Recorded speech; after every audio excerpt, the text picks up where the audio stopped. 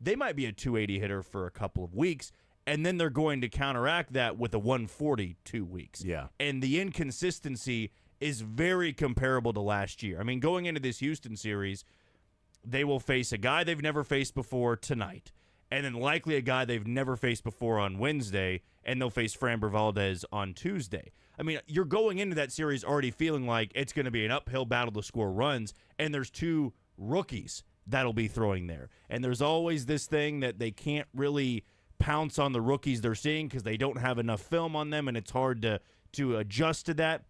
Maybe it's just that group of players because it's clearly not the same for every other team out there. You'll see rookies go make debuts and they get tagged for 8 or 9 runs. But with this current roster, it's just so up and down. And with the pitching staff and the bullpen, it's allowed them to put that in the back seat for a little bit. But eventually there's going to be a 3-week stretch where the rotation's not throwing like this. And you're going to need the offense to pick up that slack, as I said. And can they do it? If they're hot at the right time, but the big question there is if they are hot at the right time. Yeah, so Jose Altuve messed up a hamstring to a degree. I don't know if he's going to play in the series. The latest is they're confident he'll return to the lineup soon. We'll see what that means. So maybe the Royals are catching the Astros at the right time if Altuve is going to be out. That's, missing a piece. We know Yordan Alvarez is out. So playing the Astros without Altuve and Alvarez, where they would be really reliant upon Christian Walker, who has had a really rough start to the season. He's played better over the last couple of weeks, I guess. But he no longer becomes like an ancillary piece of like, hey, they got these. And they got Christian Walker. It's now like that's who they have. Like almost like the Diamondbacks a year ago where Christian Walker was sitting at 3 and 4 and needed to be the big RBI guy. So if they are catching the Astros without Altuve and Yordan Alvarez, it's as good of an opportunity to play the Astros as you're going to have at any point this year, especially facing a couple of youngsters that maybe you haven't seen before, but you're not going up against a Hunter Brown or, who pitched yesterday for the Astros. That was oh, yeah, they shut out. Yeah, it was well. Blanco, Ronald Blanco. Yeah. And what he, was able to do, even though he's got a 4 ERA, but he was brilliant against the Reds. And so the Royals offense hasn't been much better than, some other teams. I mean, their Royals offense is essentially the White Sox offense this year. If we're looking at just simply runs scored, I mean, it's right around the same this year. So I think if you're looking at realistic, it's sort of like, can you find one bat somewhere and then Jack Caglione comes up? You would be adding 2 pieces to the lineup. I think that would go a long way. That would make a huge difference. And I don't know how quickly they can get to that. Buster Olney wrote about teams that are going to be opportunists this year, that maybe they're not out of the hunt, but they're looking at it and saying, there aren't many sellers, so we can dangle this player out there and get a king's ransom. That was also part of the conversation a year ago, and it seemed like the teams were saying, okay, we're going to be opportunistic here. We have this player on the trade block. Okay, what do you want for him? We want this from you. Yeah, we can't do that. Okay, then we won't trade him because this guy's got team control for a couple of years. We're willing to move him, but you'd better be willing to pay a premium because we're not sellers. We're trying to take advantage of a drier market. And teams, it didn't seem like last year, were willing to do that, to pay extra for a team that was like, we're sort of there, but we'll offer this guy, but you're going to have to give us your best prospect. And then the team like, yeah, we're not going to do that. Okay, well, then we're going to keep our guy. And then that's it. I don't know if Taylor Ward is part of that conversation that, no, Taylor Ward's got another year of team control. You want him? Yeah, we want this. Yeah, that's not happening. Cool. Then Taylor Ward's going to stay here with us for another year because we still have team control over him. We're seeing what's available out there. And you guys aren't willing to pay the premium, so we're not willing to trade him.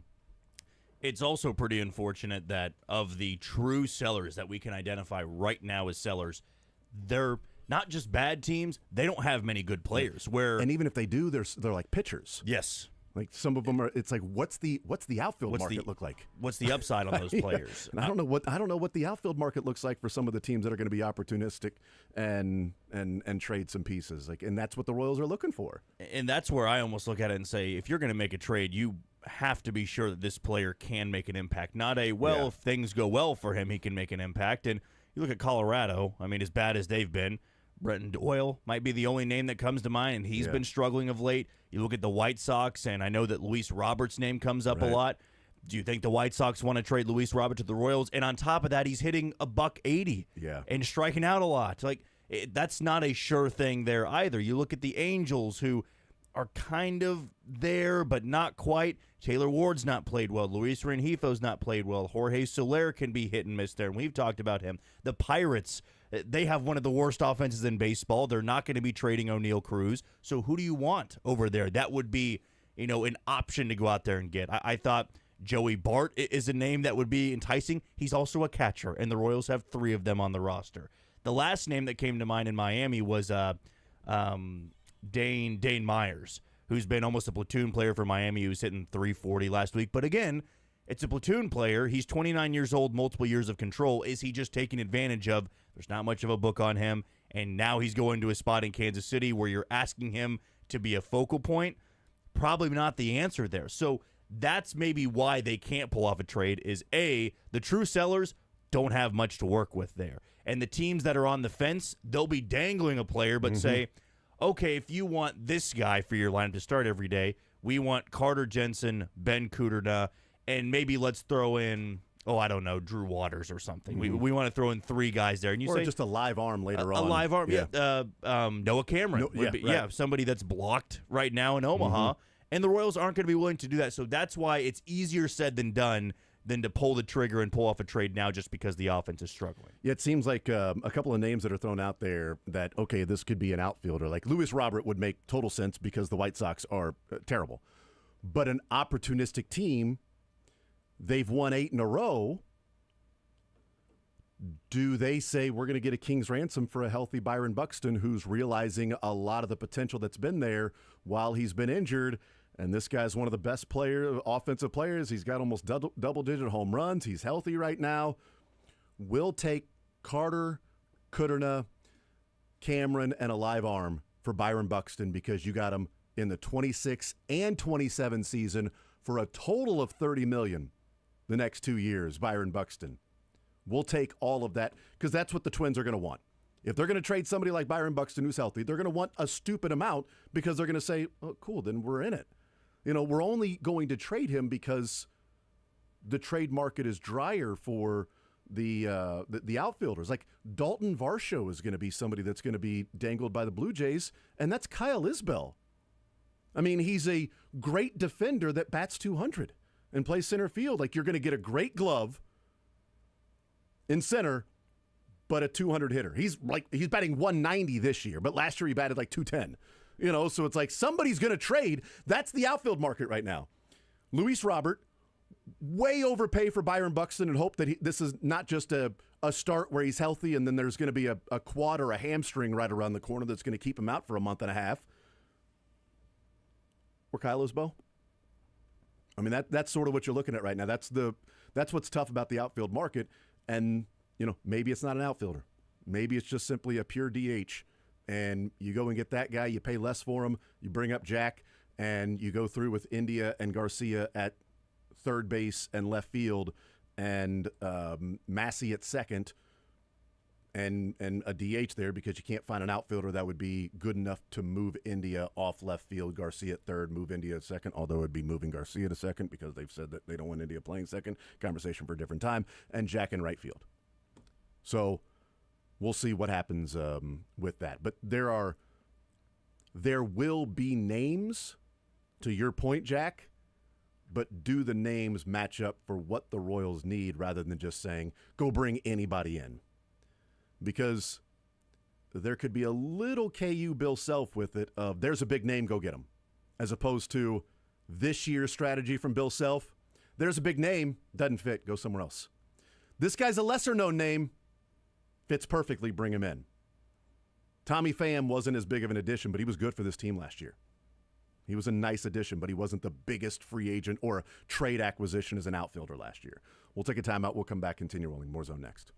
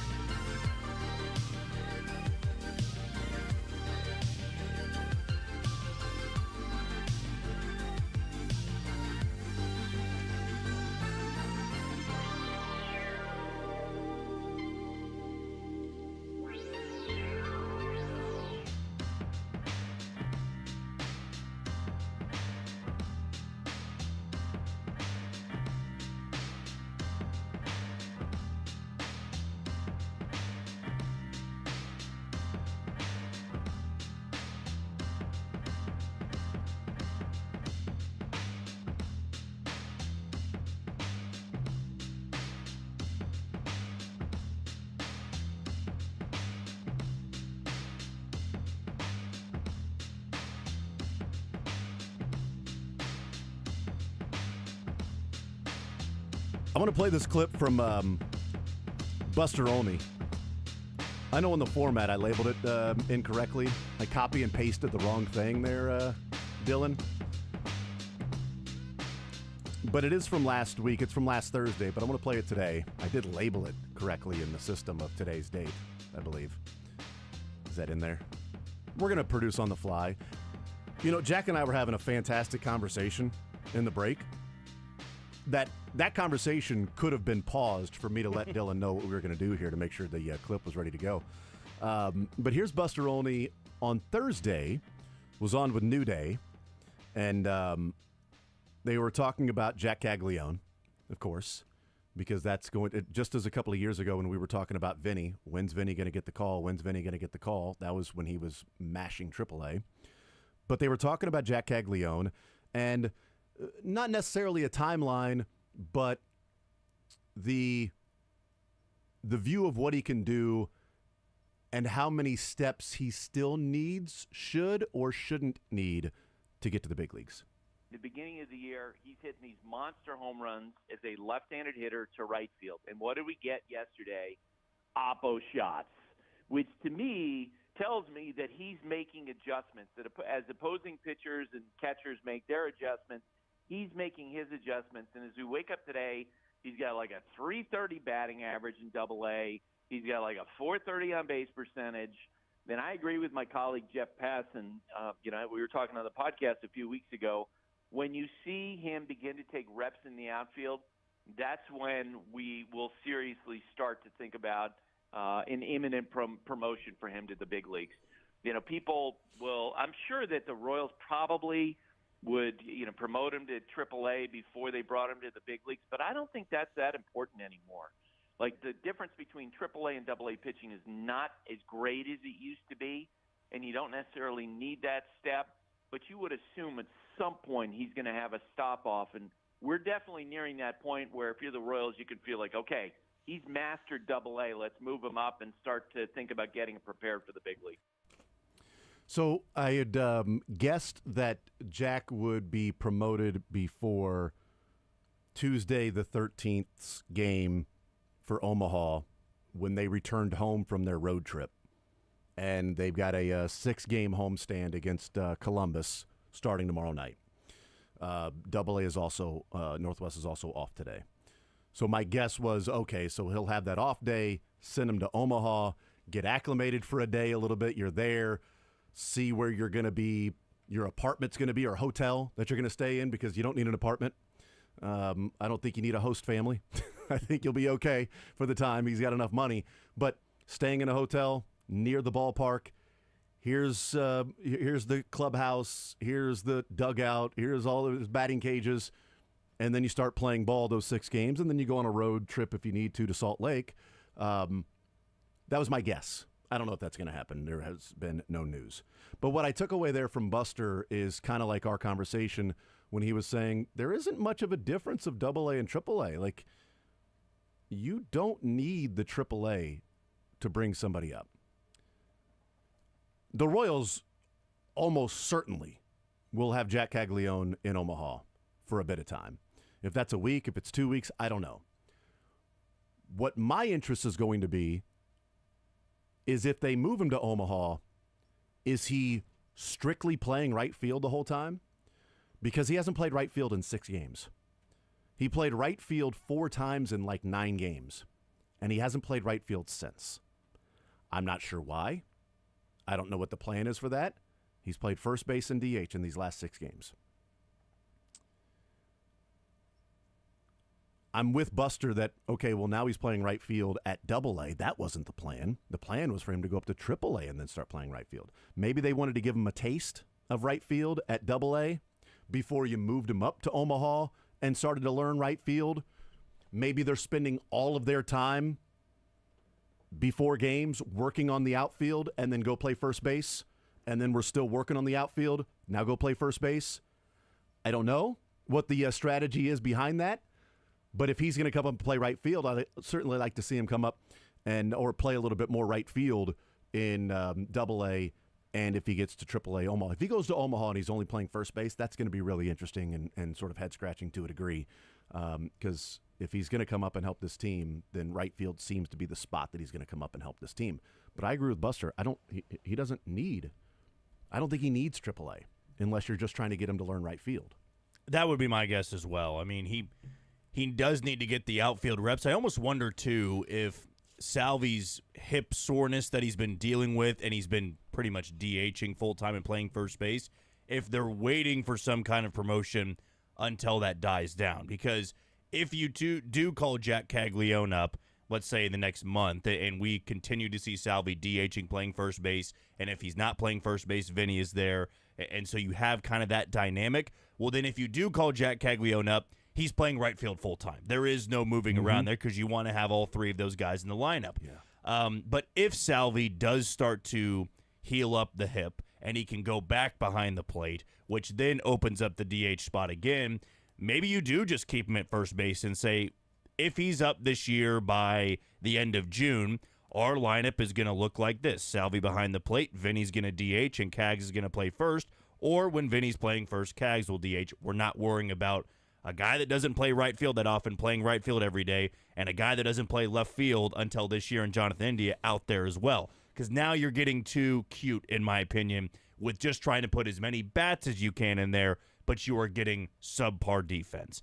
And I also don't know what the roster will look like if you get to that point, and maybe Jonathan India moves back to second base. That was the first time yesterday they had to move him to second because Mark Canha was in the game, and he had to play the outfield, and Luke Maile was in the game. So you had to get more creative there. Which is interesting that we're not going to put him at second. We're not going to put him at second, and then they put him at second. Then you had to. And that's another part to this where... What if India refused, though? Yeah, wouldn't that be something? Just like Devers. They told me to put my second base glove away. Not doing it now. But yeah, that to me is why there would be an upside to AAA of... It's not about confidence. We know you can hit at this level. And even if you go up there and hit 260, 265, that's not changing our opinion as to what you can do in the big leagues. To me, it would all be about, can you handle a corner outfield spot? And if the Royals get to that point where they say, we got to call him up, which I'm not sure they'd feel so desperate to do so, but if you were being very serious about, we want him up here by the end of June, yeah, if he's in Omaha, I wouldn't expect too many games at first base. I would expect the majority of them to come in right field. Yeah. And so, can he play second base? Can Salvi play right field? No, I'm joking. How do you – and this is where you sort of have a log jam at that position. And if Vinny wasn't as great of a clubhouse guy and like best friends with everybody, it would be a situation to where you would try to take advantage of the trade market and move Vinny for an outfield piece or something like that, which then frees up Jack to play first base, and now you're adding an outfield piece and putting Jack Caglione at first.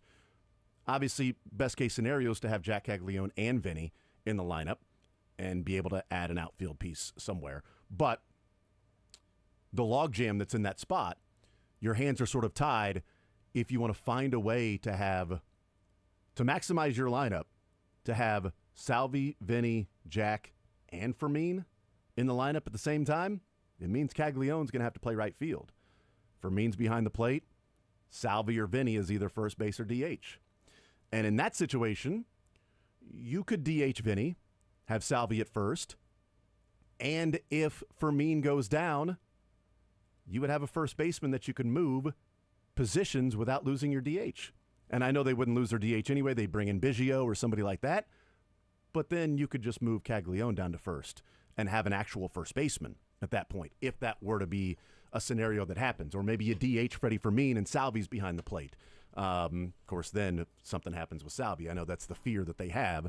Something happens to Salvi, and then you got to take your DH out of the game. And that's happened twice in the last 2 years where that has happened. One of them was Salvi's eyes, like in 23. When it's like, well, he's got to leave the game early because he's having the blurred vision. I'm not really going to count that as the catcher leaving the game early and losing your DH, because that's what happened that game. I think Fermin came in and finished the game the last 5 innings, and they had to figure it out as with the pitching staff at that point. Oh, well, those things happen. We'll take a timeout. We'll come back, continue rolling. I do want to weigh in a little bit on what Buster Olney did right about the teams that might be opportunistic and what that market could be. And then the NFL schedule release going on. We know of 2 games, one officially from the NFL. We know that Eagles and Cowboys will start the season on Thursday night on NBC. We know we know that the Chiefs and Chargers. If you don't think Jerry Jones runs the NFL, that's your right there. You had Lions, a rematch of the NFC Championship, and I think one other that would have been way better than, no offense, I love Marty Schottenheimer, but Brian Schottenheimer and the Cowboys in game 1. Yeah. So you got Eagles, Cowboys game 1.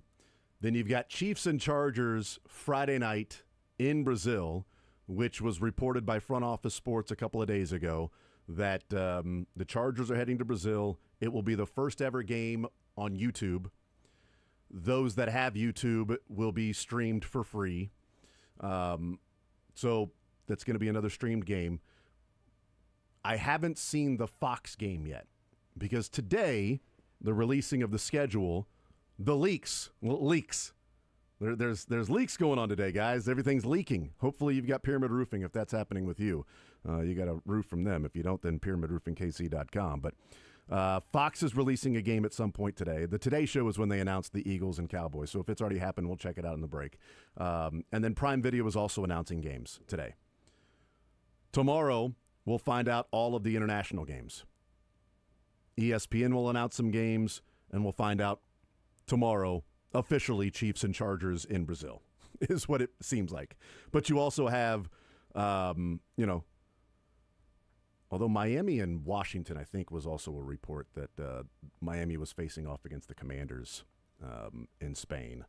But Pittsburgh is heading to Ireland, first ever game in Ireland. We know about Brazil. Jacksonville's at Wembley Stadium yet again. Colts are in Germany. And then Cleveland is in London. So all of these different teams will find the opponents out tomorrow. But we'll find out one more game at least today if there is an actual. So the Chiefs and Chargers is an actual leak. That was a report from Front Office Sports. The game today was NBC saying, here's our opening night in the NFL. And then Fox will have one of their main games that they'll, quote, release or leak today. And then Wednesday night, the big schedule release. We'll see how many games. Nick Jacobs said, I think it was last night, we were talking at Sunday Sound Off. I think he said last year when the schedule was released, we knew of 9 games for the Chiefs already. We already knew 9 Chiefs games when the schedule was released on Wednesday night. And that's because of the Chiefs. There's plenty of other teams that had no idea what their schedule was looking like, but it's the Chiefs, and we know they are the draw. We'll take a timeout. We'll come back, continue rolling. More Zone next.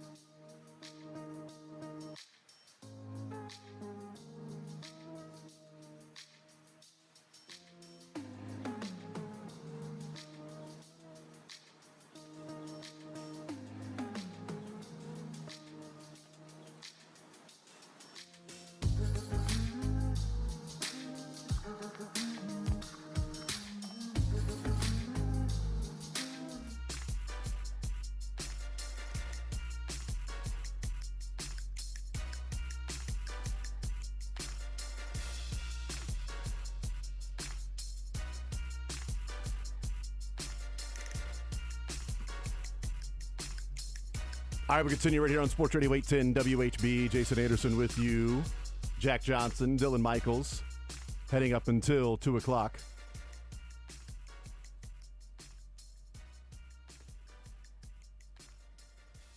There is still, not that I've seen, an announcement from Fox on their game yet.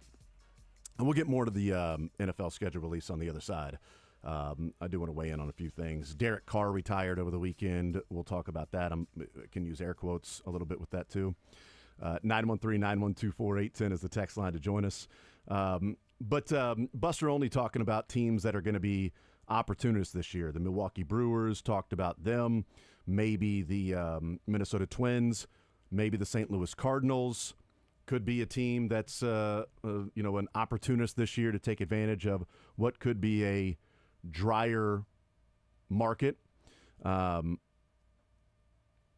also, like, the American League seems to have so many teams that are in it that which teams are going to be real sellers. Like the Baltimore Orioles, in theory, could be real sellers and revamp their team for the next 3 or 4 years. But would Elias survive that with the fans? I mean, instead of being buyers with the pieces that you have, if you were to sell some of those pieces to get better for the next 2 or 3 years, it'd be like, hold on, dude.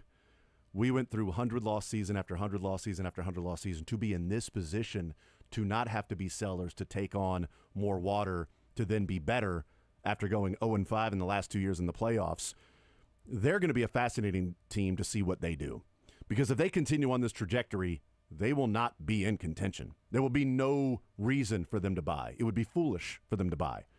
So would they be selling a fan favorite like a Cedric Mullins or some of their minor league prospects for guys that would have team control, that were pitchers with team control for the next 3, 4, 5 years? I don't know that a Noah Cameron for Cedric Mullins straight-up deal, but if you're looking at something that the Orioles would be wanting, it would be a long-term piece on a pitching staff to go along with their younger bats, just as one particular team that's out there. I do feel that Cedric Mullins would be a very intriguing name, mainly because you could play him in all 3 corner outfield spots. This name just popped in my mind. If you're going after Baltimore and you're needing a middle-of-the-order bat and you're needing somebody that can play a corner outfield spot, would the Royals even be open to going back for Ryan O'Hearn? I mean, and would you get this same version of Ryan O'Hearn? He plays right field a decent bit in Baltimore, and he's got, I don't know how many years of control he has left, but I think the Royals always liked Ryan O'Hearn. There was no bad blood there or a burned bridge. So if not Cedric Mullins and you're targeting Baltimore, well, Ryan O'Hearn hits about 5th in the order. He's a left-handed bat, and he can play right field. Might not be a bad option. Yeah. You mentioned some of the free agents that were out there, and we went through this last week of, if you just spend money, you'd have been fine. And Jock Peterson has been brutal. Grichuk hasn't been great. O'Neal's injured. Conforto has been a disaster with the Dodgers. Tommy Pham's batting 180 right now. You mentioned Santander. That's been pretty rough. Profar, PEDs. There's a lot of names out there that the Royals were connected to that have been really, really bad. Luckily, they did not pay foolish money for them.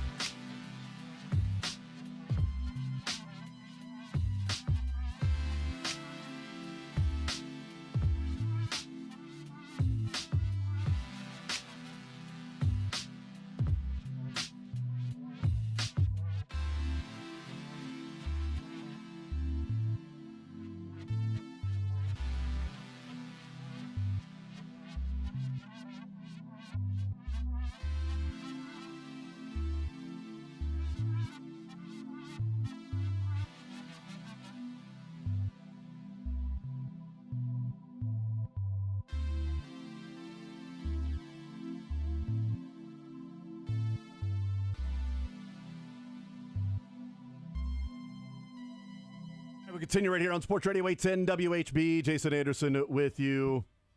Dylan Michaels, Jack Johnson hanging out with us until noon. We'll talk with Joel Penfield coming up at noon. One Royal Way podcast. Get his thoughts on this Royals-Astros series getting ready to take place tonight in Houston. Michael Wacha taking on Ryan Gusto. Both pitchers with a sub-3 ERA. Gusto's 2.93 and is 3-1 on the season. Wacha's 2.98 and is 2-4 on the season. So, great run support for Michael Wacha. That's great. The NFL schedule release will come up Wednesday night. Jack, you'll be on. You'll be broadcasting that right here on Sports Radio 810 WHB, finding out when the Chiefs will play the opponents that we already know, right? Because we already know the opponents. We know who's home and who's away. We know week one. Not officially. Tomorrow morning we'll know officially week one that they'll be playing on Friday night in Brazil against the Chargers. And then we'll find out the rest. They go to Jacksonville. I don't think that's going to be a London game. I don't think they're going to be heading overseas and playing out of the country, twice this year. Blair Kirchhoff had a great point last night in talking about that Jacksonville game. Said, with Andy Reid, when the Chiefs have played in Jacksonville, it's been in September. It's been the first 3 weeks of the season they have played the Jaguars on the road when it's, 100 degrees there. So he said, Chiefs and Jags, mark it for week 3 because week 2 will be a home game. They give home games to teams that go overseas. So home game the week after you go overseas. So the Chiefs' home opener, we can go ahead and look at and say will be week 2. Or they give them a bye, and this week 2 you're not going to get a bye. So I'm pretty confident week 2 will be a home game for the Chiefs, which will be, Broncos or Raiders, but also Ravens, Lions, Texans, Colts, Eagles, Commanders. I'm not sure it would be the Eagles right out of the gates in week 2. It would make sense from a scheduling standpoint because the Eagles, if they play a team that plays on Sunday, they would have, a couple of extra days worth of rest, whereas if they play the Chiefs, then they'll have, only one extra day. Could be something along those lines. So week 2 will be a home game, and then we'll find out about, Christmas Day. We know the Chiefs want to play on Christmas.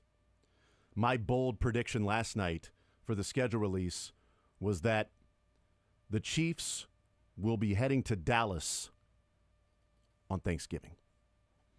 I think it'll be the Chiefs and Cowboys, 3 o'clock on Thanksgiving. I don't know that they'll get a Christmas Day game. They won a Christmas Day game. I also believe that. But it'll be Chiefs and Cowboys. Why would you not? I mean, it's as big of a draw as you're going to get for Thanksgiving. That's why I thought they might go to London, too. I know they won't because they're going to Brazil, but if you're the Jaguars, why would you not also... Well, would you want to give up your home game for that, No, that's a good point. Because the Chargers did not... You can protect 2 home games if you're going international. The Chargers did not protect any of their AFC West teams as home games. And my guess or my theory behind that is those AFC West teams typically show up to LA to watch their team there. Do the Chargers have a home field advantage when they play the Chiefs or the Broncos or the Raiders? I think there's a better shot for the Chargers to have a home field advantage in Brazil than there is in LA. It's not great news for the Chiefs. It's almost always red there in LA when the Chiefs play the Chargers. There's so many Chiefs fans in attendance. I think there'll be a lot of Chiefs fans in Brazil, but there's a lot of football fans that just simply show up and want to watch the NFL because it's in their country. We see that when they go to London or they go to Germany. There are fans of all NFL teams that are wearing jerseys there. And we'll see that in Brazil. But there'll be Chargers fans there. There'll be Chiefs fans there. But it won't feel like a home game that it does in L.A. almost every year. So I think that kind of makes sense that the Chargers were like, yeah, we're not going to protect any of the AFC West teams. You can take those teams overseas. We'll take one of those teams internationally because we don't have a home field advantage over those teams anyway. So it'll be, according to reports, Chiefs and Chargers on that Friday night in Brazil. And then we'll see the other ones. I think while the Cowboys are playing the Eagles in week 1, we get another piece of information as to the Chiefs being America's team. Because who was the first ever live streaming playoff game? You could only get it on the stream to watch the playoff game. First ever playoff game they ever did. Chiefs, Dolphins on Peacock. What was the first ever game they put on Netflix when they sold the package to Netflix? Chiefs, Steelers. What's the first game they're putting on YouTube? Selling the package to YouTube. Selling the international game to streaming only. That game was up for bids because it wasn't a part of anybody's football package that they had already sold. So this game on Friday is up to the highest bidder. Oh, by the way, you're bidding on this? The Chiefs are playing in that game on Friday night. First ever playoff game, live stream, Peacock, Chiefs. First ever Netflix game on Christmas, Chiefs. First ever YouTube game, Chiefs. I know the Cowboys are opening day against the Eagles, but the Cowboys are not heading to play the Chargers in Brazil. The Cowboys were not the first ever wild card playoff game on stream only. The Cowboys were not given the Christmas Day game. Well, they play on Thanksgiving. Well, then why wouldn't you play them on Christmas too? It's the Cowboys. They're America's team. You can get more money out of Netflix. No, the NFL. You're welcome, NFL. You're welcome. Because the money coming in from these live streaming services goes to the salary cap. The more money they get from YouTube and Netflix and Peacock, the higher the revenue is, the higher the salary cap is. And they're using the Chiefs for a specific reason, because they are the biggest draw in the NFL. Peacock, whoever, stream only, playoff game, we're giving you the Chiefs. Netflix, you're getting into the streaming market, Christmas, you buy this package, we're giving you the Chiefs. Friday night in Brazil, wide open. Anybody, YouTube, you want in on this? All right, this is what it's going to cost, because we're giving you the Chiefs. It's America's team. I don't think there's any debating it anymore. They are the draw in the NFL. They're absolutely the number one draw in the NFL. And, you know, it's funny with the term America's team. What does it truly mean? Is it that you are the most America? Loved? Yeah, in America, absolutely. It can't be you're the most loved because they're the most villainized team in the NFL. They are absolutely the biggest draw, whether people want to admit it or not. You plan, or at times I would say a lot of NFL fan bases will plan their day around their game and then maybe what the Chiefs are doing. It's the same way I used to do with New England if you got New England in this area of you wanted to watch the Chiefs and then you wanted to see somebody beat Tom Brady and the Patriots. And for the Chiefs, now you see it on a whole different scale because you have these streaming services, you have all these international games, and it's not going to surprise me if you have the Chiefs on Thanksgiving and Christmas and this Friday night international game because people want to watch them. Does anybody get up for those London games when it's Jacksonville and Indianapolis or Jacksonville and Atlanta? For fantasy football and for betting fantasy purposes. Football. Or if you are a That's football guru, you just love to watch football. Right. I don't. Dylan does. Dylan would be up in the morning doing that. But if it wasn't for checking out a fantasy football player, nope. Like, was it Panthers and Jags? There's something awful like that. Because I watched it. Yeah, and I remember, or Panthers and Giants or something like that last year that played. It was yeah, you're right. Panthers, Giants, Jags. I can't remember. Yeah, they have one every year, so it always blends together. It feels like they play the Jets every other year over there because it's like a. But I only remember watching that because Chuba Hubbard was playing in the game, and I'm like, well, I got Chuba. Let me check out what I'm going to watch this game, and betting purposes. And here I got a parlay on this game. I get to have a parlay, a same-game parlay in this game that I'll watch exclusively. Like, it's a standalone game on Sunday morning, and I can, play a little DraftKings along the way. That's what I'm getting up to watch it for. Now, if it's the first game of the NFL season, I'm watching it. Giants, Panthers, whoever. It doesn't matter. Just give me football in the NFL. But yeah, with that one particularly, you're only getting up for fantasy or betting purposes.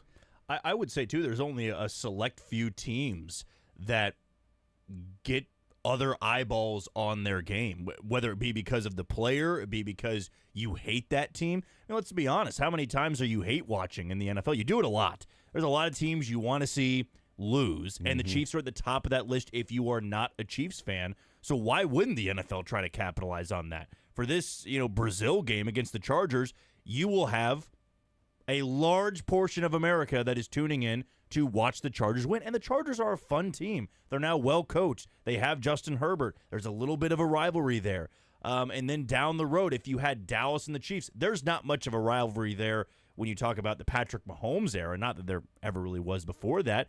But if you want to talk about eyeballs on a game, like Dallas, still a massive brand, a huge market. They are known for Thanksgiving games. Why not throw the Chiefs there, going to Dallas, where the atmosphere will be phenomenal? You'll get Patrick Mahomes returning to Texas, playing for the first time at Cowboy Stadium. He was a rookie in 17, and he didn't play. That's right, with the Hail Mary. And then you go to Christmas Day. The Chiefs want to play on it.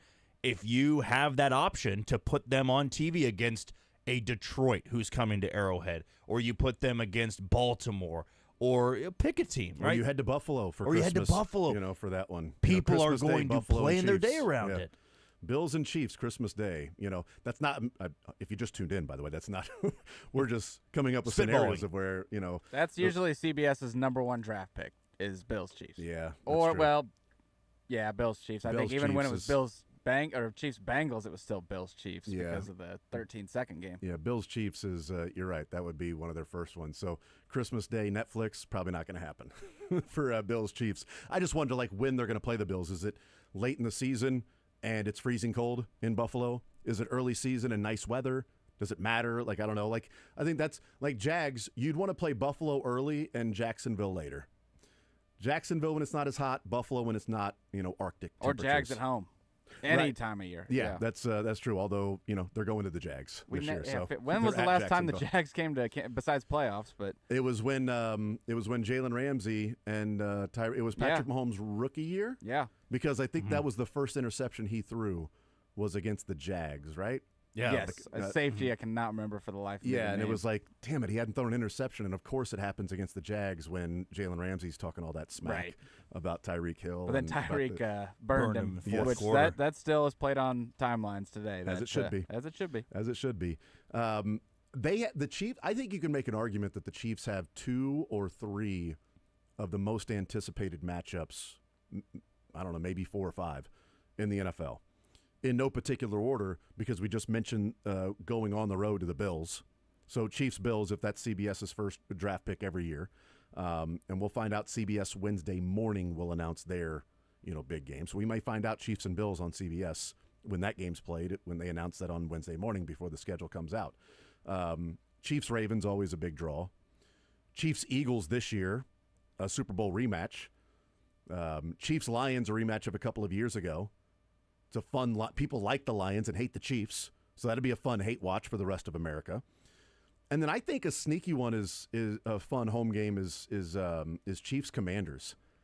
That's a fun one, man, because of what the Commanders did. Jaden Daniels in town, adding Debo and Tunsil in the offseason. Right. I mean, the Chiefs home slate is legit with Ravens and Lions and Eagles and Commanders, and then of course Chargers, Broncos, and Raiders, and throw in the Texans. I forgot about the Houston Texans as well as a team coming to Kansas City. And then the Colts. Yeah, the Colts are there too. That's fine, the Colts. But that's a hell of a home slate for the Chiefs. The Colts are like our nemesis. We seem to always lose when it doesn't matter. They're not going to even start Anthony Richardson. We'll win the playoff game, but that's right. It doesn't matter. You're playing right. Jacoby Brissett or Gardner Minshew or who? Well, we got Minshew now. Matt Ryan. That's right. Carson Wentz. It was Matt Ryan that year when they went to Indianapolis. But I mean, Chris Jones said some naughty words. And yes, that's right. Offended him. And Matt Ryan still doesn't even remember what was said. He's like, we'll never know. I promise you. I mean, we asked him in Tahoe what was said. He goes, dude, I promise you, I don't remember what was said. He's like, you don't. After the play's over, I'm getting up and they're talking in my ear, like we're getting the next play. We're even though that was the end of that was third down. That's where if we were interrogating him as a witness, we would definitely have some questions of, is it why are they talking to you? Is it punt? He could have been saying punt. Matt, get off the field, punt. That's we're true. punting. I don't know if they tell the quarterback we're punting after you get sacked on third down in your own territory. I'm not sure they need to tell him that, but who knows? But he's like, man, there's so much talking going on. He's like, I don't remember what was said. He's like, I promise I'd tell you. And I'm like, okay. And then we went off the air. I'm like, do you really know? He's like, dude, I'd tell you off the air, certainly, but I don't remember what he said. I wish I knew. He's like, there are mics somewhere. Somebody's probably heard it. Like, people are mic'd up. But yeah, they said a naughty word to Matt Ryan. But yeah, I guess bet the house on the Colts that game at home because it doesn't matter what they do. At least to cover. Whatever the number is, it's not low enough. Right. What matchup are you looking forward to seeing? I mean, I could have the easy cop-out answer and say Philadelphia, and I feel that the NFL can really capitalize on this. That almost feels like the game that there could be, a pregame scuffle, if you will. And I also believe that'll be the most venomous that Arrowhead is all of the regular season. I mean, you got to capitalize on making that a Sunday night football game, prime slot, of course. And I would honestly say you want that game earlier in the season. I agree. You have to get it early. Because the Super Bowl is not fresh. But if you wait till week 11 or week 12, we're not focused on last year at that point. And who knows? Maybe, not that I believe the Chiefs or the Eagles would slip back into an average season, but who knows? Like, what if injuries pile up and you have one of those teams at 6-5? Like, if you have that game as maybe the home opener, or you have it before week 5, I would guarantee that the Chiefs and the Eagles are both very much the top teams in their own conferences, and you have the anger from the Chiefs side of what happened in the Super Bowl. You've got players on both sides that would be a little bit chippy. I believe the NFL can really capitalize on that because that's the game beginning on Monday afternoon, hell, even Monday morning. You have ESPN talking about of the rematch. It's Arrowhead. That place is going to be so venomous the entire game. And the Eagles have another opportunity to go into Arrowhead and win that game. I believe it would be a perfect scene setter, and that's the easy answer. I feel it's a lot of people's picks. Mm-hmm. Number 2 on my list, honestly, would be Denver and Mile High. Last year we didn't get it because it was they played all the backups, but that feels like another perfect Monday night slate or a Thursday night slate where you have Mile High at full volume. It's Bo Nix and Patrick Mahomes who have had at least one good clash. They saw Carson Wentz in the second go-around. I believe Denver's going to be good. I believe Denver is the Chiefs' toughest competition this year, and to have that at Mile High, it'll feel like the old days again where you get that rivalry. It's an interesting one because I hadn't thought about, like, is it home or away the first time they play Denver? Because Denver felt like, and rightfully so, I get it, that the Chiefs got lucky or stole a game against them at Arrowhead. Then it wasn't a literal victory lap like the Raiders, but there was a lot of talk after beating up on some backups in that game for the Chiefs and Broncos. And then what did Sean Payton say? We felt really good about the matchup the next week in the playoffs after losing in the first round. Oh, that next week would have been the Chiefs. Oh, Broncos have been talking. So is that first game against Denver at home or is it on the road? Because if it's at home, that could be a crazy charged up atmosphere with the Broncos because I think there's revenge on the mind of some Chiefs players. Whether we want to look at it that way or not, they hear Sean Payton say that they really liked the matchup the next week if they would have won that game against the Chiefs. If they don't, they'll replay it in the meeting. Yeah, and we'll ask them. Yeah. The media will ask them as well and get them to weigh in on that. And certainly there's revenge on the mind with the Eagles. But I'm with you. That needs to be an early game. Last year, so the last 2 times they've played Super Bowl rematches the last 2 years. Last year was San Francisco, and that was like I think the 49ers were like 3-4 when the Chiefs played them. Yeah. They had injuries. It was heading in the wrong direction, and it was like, well, this doesn't really feel like a Super Bowl rematch. This feels like the end of the 49ers run and the Chiefs continuing.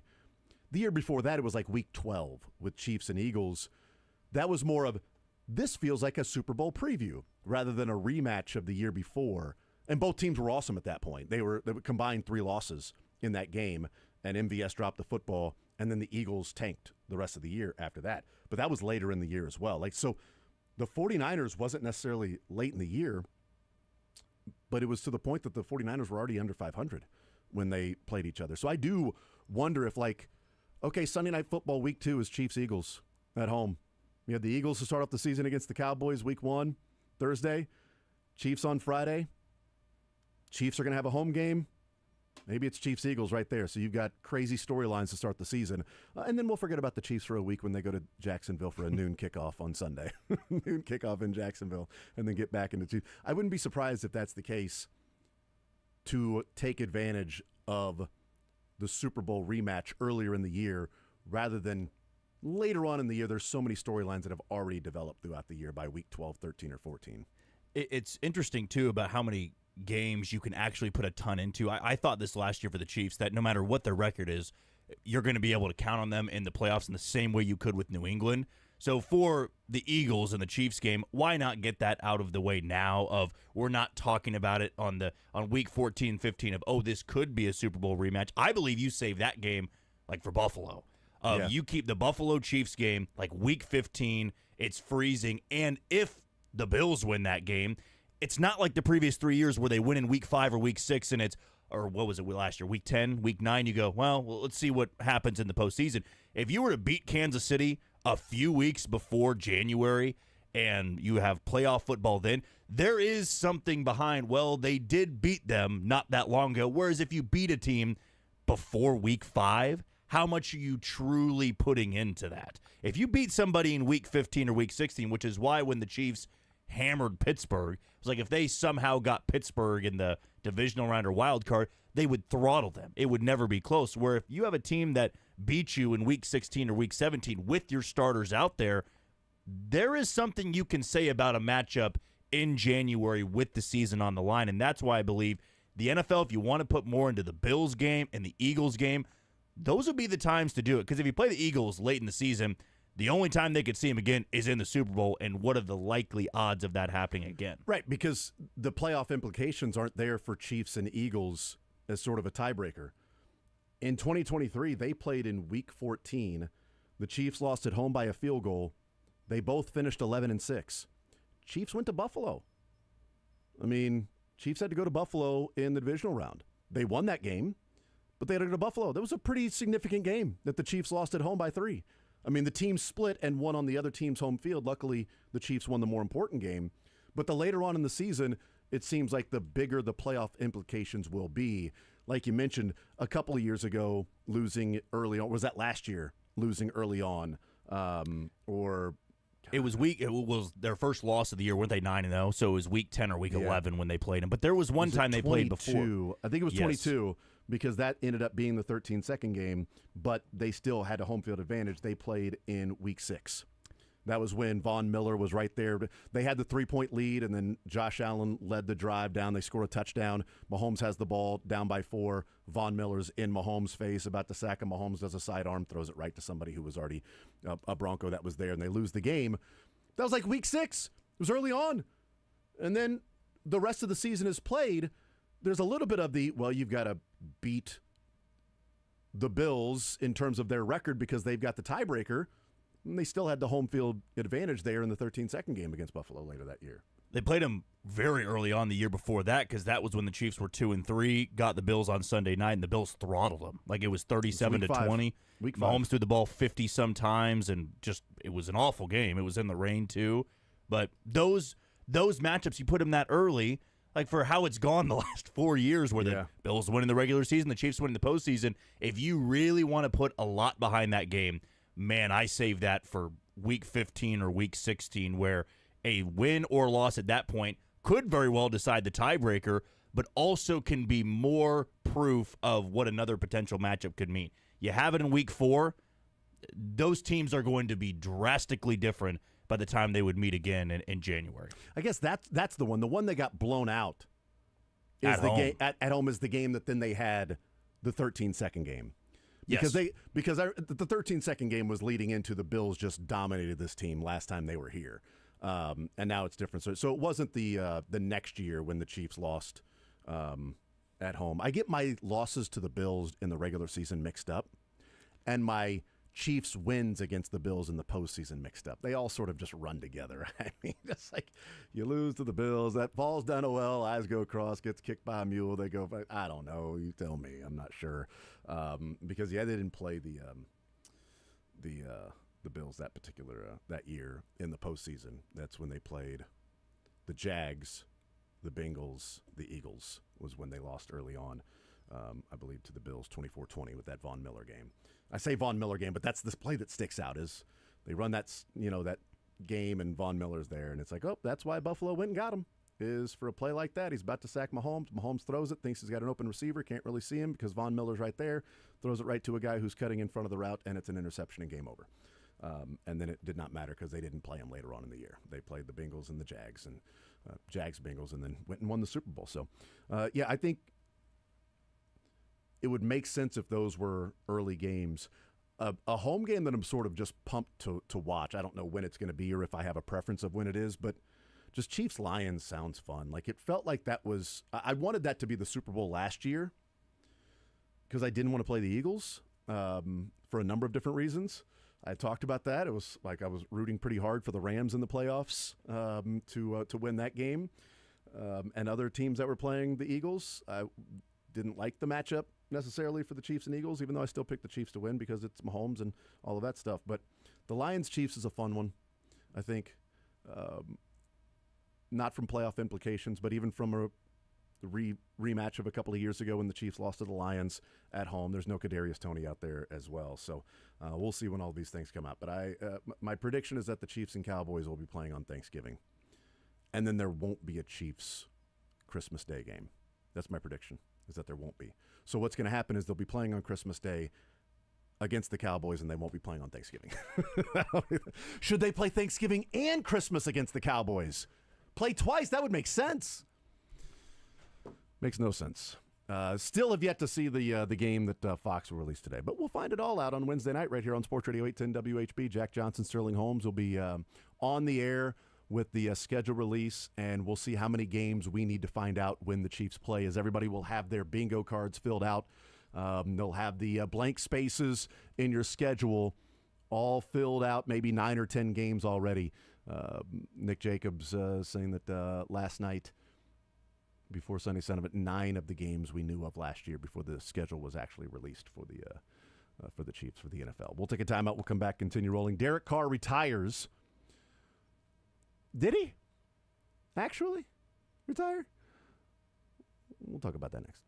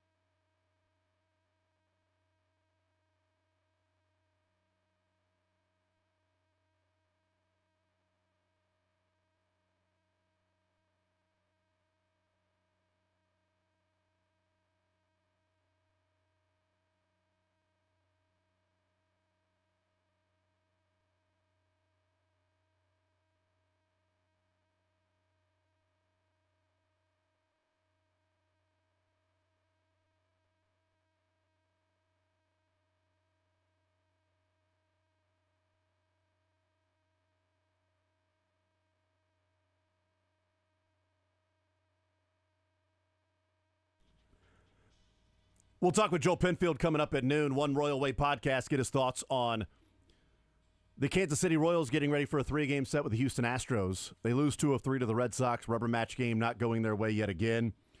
Pitching has been brilliant, continues to be brilliant. The offense continues to be stagnant. They score 4 runs in the series, 3 runs if you only play 9-inning baseball. 2 runs if you only play 9-inning baseball. Both runs on Friday night came in extra innings. So 0 through 9 innings on Friday, and then 1 apiece. Unfortunately for your Kansas City Royals against the Red Sox and that offensive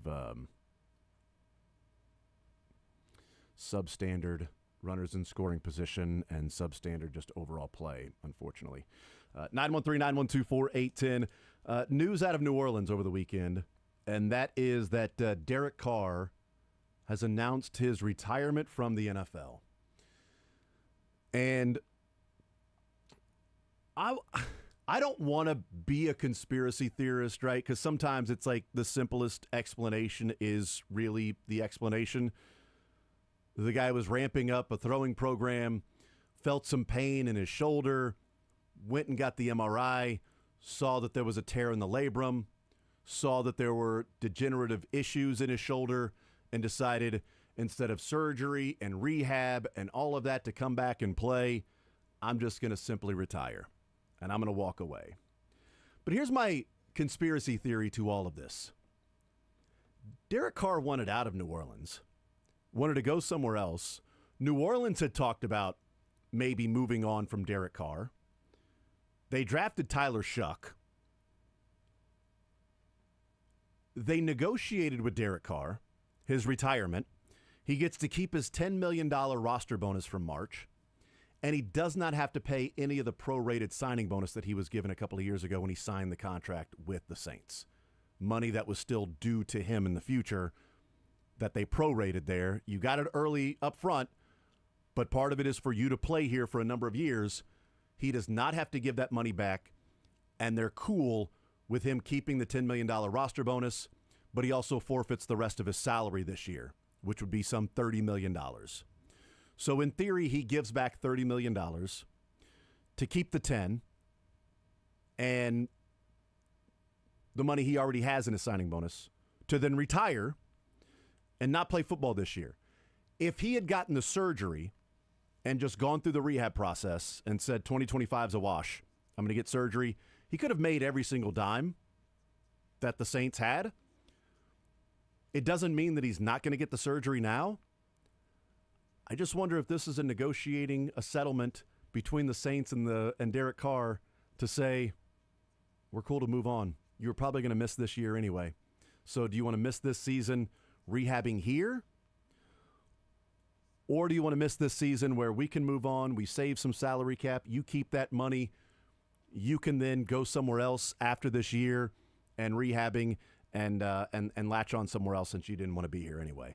That's the conspiracy theorist there. Derek Carr came out and said after prayer and thought, my wife and I decided that it's best just to not play football anymore. But I want to know when he tore the labrum, because he's wanted out of New Orleans since March, since like early March. Like, did he do it then? Did he do it after? Was this I'm an NFL quarterback. There's probably going to be some damage in my shoulder anyway from how often I've been throwing the football. I mean, but the Saints, they've got to be pumped about this because they saved $30 million against the salary cap with Derek Carr retiring. They're $43 million over the cap next year already. And that's the cap projected to go up to almost $300 million. They're $43 million over a projected almost $300 million salary cap. Well, that saves them $30 million with Derek Carr retiring, which is why they're like, yeah, keep the money, dude. Keep the $10 million roster bonus. Keep the prorated signing bonus. We're good. We get to save $30 million. And maybe we suck really bad this year and we bring Manning to New Orleans with the number 1 pick and we get grandpa's, we get grandson to come here and maybe save the franchise the way that who he was named after played for this franchise at the time. We get that kid to come home. Okay. This might be the best possible scenario, And Derek, enjoy retirement or wherever you want to go after the end of the season. I wouldn't put it past him. That's for sure. I mean, Derek Carr is, 34? Mm-hmm. Like, there would still be an opportunity if he gets surgery and comes back next year for a starting spot in the NFL. We know how many times throughout the season a bad team has to start someone like Derek Carr. And truthfully, I've seen much worse quarterbacks than Derek Carr get starts over the last handful of years. But he also may be that guy we've seen before where you're not playing till you're 40 or 41. He's already nearing the end of his career. He's been banged up. He probably knows he could be a serviceable quarterback. You also run the risk of I rehab, I go back, I get signed by a bad football team, and then I have to be the backup. And that's just maybe not worth it to put your body through another entire season to be somebody's backup on a bad team. So I could see the side of I am just retiring, and I want you to keep that $30 million. I'm satisfied and good for the rest of my life. We can cut ties. You can go through a rebuild. I can go into my post-life after football. But it also isn't going to surprise me if this is a tactic of I still have enough football left in me. I need a better situation. I was dead wrong in thinking it was going to work in New Orleans with Derek Carr because I thought getting out of the shadow of the Raiders where there's constant turnover at the head coaching spot, there's never been a great defense or an offensive line for him. I thought it might work in New Orleans. It didn't. Now begs the question next year, where would be that fit? And maybe there is none. You know, maybe it's like Kirk Cousins where once you get to a point you thought it might work in Atlanta, maybe you're just done sooner than expected, and I could see that side as well. But it is an interesting point. If you're New Orleans, why not try to tank? You've got a first-year head coach, get all the young talent there, mold those guys, and then get your quarterback of the future, an Arch Manning, who is probably going to be going top 3 in the draft. And I would say at this point in time, if the Saints don't bring in another quarterback, they are going to be one of those top 3 teams in the draft. They owe about, the Saints do, so when we talk about kicking the can down the road, they owe about $50 million in voided contract dollars for next year. They are the kings of, you know how Sterling always is saying that he wants Brett Veach to kind of come back to the, a little higher than what are we, 28th in that? The Saints are number 1 every year, I would imagine. They have, here's the money that they have expiring contracts at the end of this year that they've added void years to. And here's the money they owe against the cap. This isn't a portion of it. This is the cap hit next year for players that are not under contract because they put void years. Is dual position God Taysom Hill on that list? He would be on that list, yes. That's $40 million a year. Cam Jordan, they owe him $18.8 million next year in a void year. He's only under contract through this year. So they will be paying Cam Jordan $18.8 million against the cap for him not to play. DeMario Davis is $14.4 million, dead cap hit for a void year. Taysom Hill is $9.7 million, void year, dead cap hit. Tyrann Mathieu is $9.2 million, void year, dead cap hit. Colin Saunders, $3.5 million, void year, dead cap hit. Foster Moreau, $1.4 million, void year, dead cap hit for 2026. $56 million in voided years, dead cap for 2026 for a team that might be have the number 1 pick in the draft. You want to talk about crappy salary cap management? Like, if you're doing all of that, you'd better win. Like, you got to be the Eagles. We're going to win a Super Bowl this year. We're going to void all these contracts. We're going to cut down the salary cap. We're going to go all in. We're going to go and get these free agents. We're going to go and maybe we'll front load Jalen Hurts' contract, whatever it might be. But we're going to add these void years because we think we've got a window right now with A.J. Brown's, prime and Smith and Jalen Hurts, and we got Saquon. We're going to go all in here. That would make sense. But to be a team that's perpetually drafting in the top 10, and again, you look at some mock drafts out there. There's a few mock drafts that have the Saints picking first, the number 1 pick in the draft. And it might be Nussmeier, the LSU quarterback, who grew up, a couple hours from New Orleans. So it might be him. It might be Arch. But the fact is, next year, they took Tyler Shuck in the draft this year. But next year, they may have the number 1 pick in the draft and $55 million against the cap for players that are not playing there anymore. that were voided years. Can't even take advantage of the rookie quarterback contract. Right. I mean, at least for that first year. It's like the Falcons. Like, everyone's like, oh, will the Falcons trade Kirk Cousins? Like, they better, because Penix looked pretty good compared to Kirk Cousins, but Penix doesn't have the contract.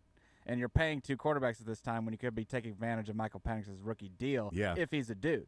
So, like, the Browns, the Falcons, and now the Saints, it looks like, are just maybe the worst managed cap in the NFL. And in 27, so if you take a quarterback next year with the number 1 pick, his sophomore year, his second year, I mean, it's not as bad as the contracts that are going to be voided next year, but you owe Alvin Kamara $8 million in a void year the next year with him not being under contract in 27. Like, Kamara's going to be so, unless you extend him or something like that. But then it's like, come on, man.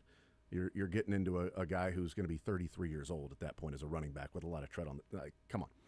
So you're probably walking from him, and 2027, you're owing him $8 million, and you're still into the second year of that. I mean, it's just like they have voided, like, the void years seem fun at the time, right? Void years are fun. Chase Young has a $12 million cap hit in 2028 as a void year. And his last year is in 27. So, I mean, all of these players, because they've been in cap hell for so long, they've had to try to manage the cap hell by making sure that a year or 2 years from now, they remain in cap hell. And they refuse to just take your medicine. You just got to take. The Chiefs, 2 years ago, I think it was, that they just had to take their medicine on Chris Jones. Last year, they had to take their medicine with Joe Thuney. They had to trade Tyreek Hill because they couldn't reach the number that I'm sure if they wanted to void year Tyreek Hill or do something with the gymnastics of it, they could have kept him. But they probably saw what the Saints are going through and like, well, we can't do that for a wide receiver. Can we do it for a quarterback? Yes. Can we do it for a defensive end? Yes. A left tackle? Yes. It's almost like a credit card where emergencies only. You don't want to overspend on this credit card. You don't want to go into all these void years like the Saints did, but you might need it here and there where like the Chiefs sit right now. Or maybe in the 20s, like the higher 20 ranges. The last 2 years, the Chiefs have had to take their medicine on a specific contract. Last year, they had to take their medicine in the cap hit for Joe Thuney at $26-point-something million for a guard. And this year, anybody want to take a guess as to who the second highest cap hit for the Chiefs is this year? That they're just simply taking their medicine on because they didn't touch his contract for a restructure. Is it Jawan Taylor? Yes, for obvious reasons. Good call. They didn't touch Jawan Taylor's contract. I think you brought this up 2 weeks ago of why they were almost hinting at this. Like, well, guess what? It's like they were touching different contracts to restructure, and I said, do not touch Jawan Taylor's, because if you touch Jawan Taylor's contract, it makes it harder for you to get out from underneath next year. This is the third year. You can move on.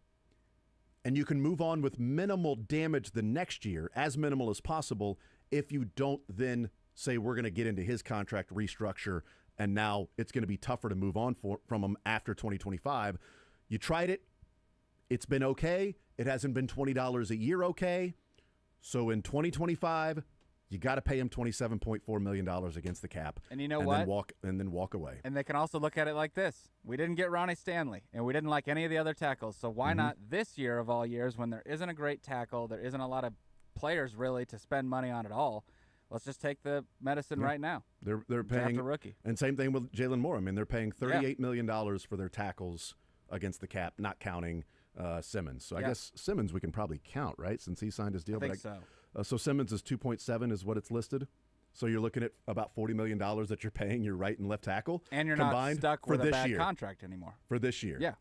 So then next year they're going to owe $10 million to walk away from Jawan Taylor in dead cap hit, and then you would be Jalen Moore would be $18.7 million. And then Josh Simmons right around, what he was again this year. So you would drastically drop. You would go from about $40 million to about $21 million. From 25 to 26 to pay your tackles if your tackles in 2026 were Jalen Moore and Josh Simmons. Because they're simply saying we're not going to kick the can down the road. We're not going to then add a void year to Jawan Taylor and then lower his cap hit to $20 million this year to save $7 million. They've already decided this is the last year for Jawan Taylor.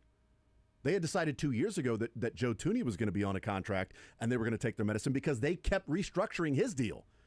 Like, it was like, dude, you keep restructuring the guard, which means it's going to be tougher to move on from a guard. Like, you can't keep doing that. They didn't want to move on from Joe Thuney. So we'll restructure his contract because we plan on keeping him here for a while until they trade him. And, and that was this year. Until we trade him, if we have to trade him, that's fine. It's going to hurt, but that's what we got to do. They aren't touching Jawan Taylor's contract. The Saints refuse to do it. The Chiefs are trying to win Super Bowls. And they're dipping into people's contracts, dropping Cam Jordan's number to take almost $20 million next year. Like dropping Tyrann Mathieu' number to take, another $10 million next year. Like, it just makes no sense for a team that sucks. If this was the year, and I know you got to get under the salary cap to be able to pay your people, but if this was the year where you go, you know what? We're going to suck.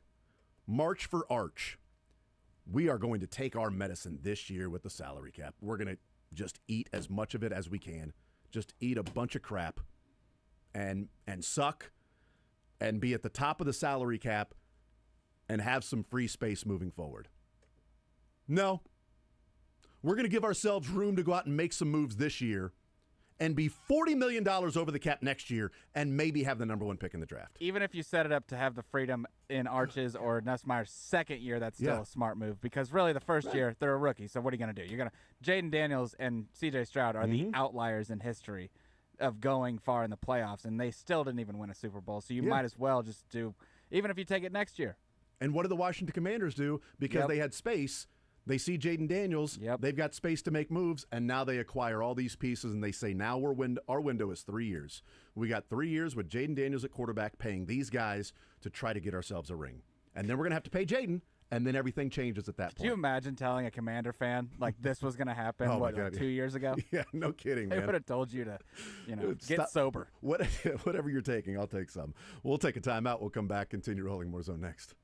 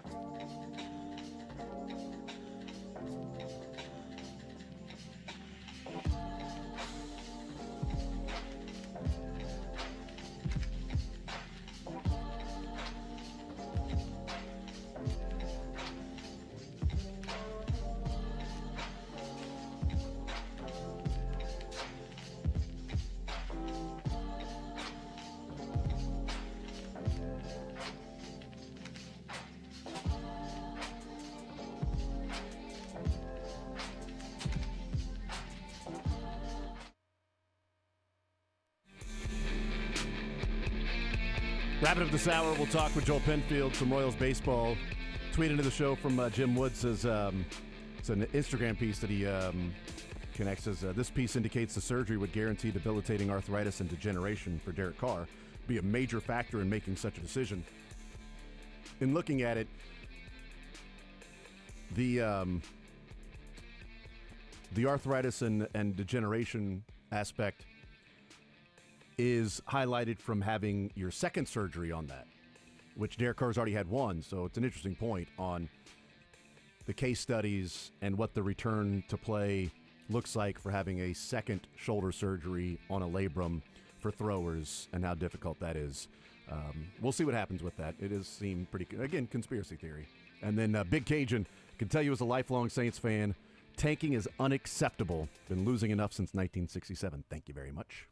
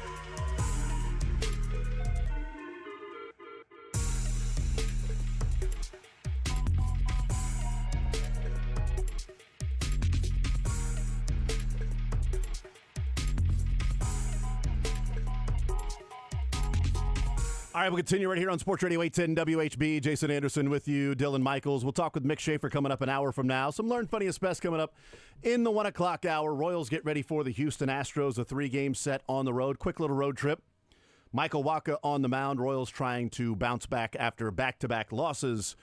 The hands of the Red Sox and losing a rubber match. Joel Penfield, One Royal Way podcast, joining us here in the zone. Joel, welcome in. How are you, sir? I'm doing great. How about yourself? I am doing just fine. The Royals lose these last 2 to the Red Sox, but still, they are 2.5 games out behind the Detroit Tigers, still winning a lot of games, and had that phenomenal stretch. What do you make of what we saw this weekend?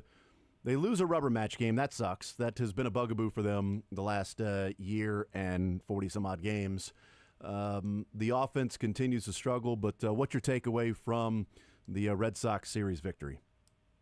Well, if we do want to take any sort of solace in losing the last 2 games, Cleveland and Detroit lost on Saturday and Sunday as well, so there was no ground loss there, which is a good sign.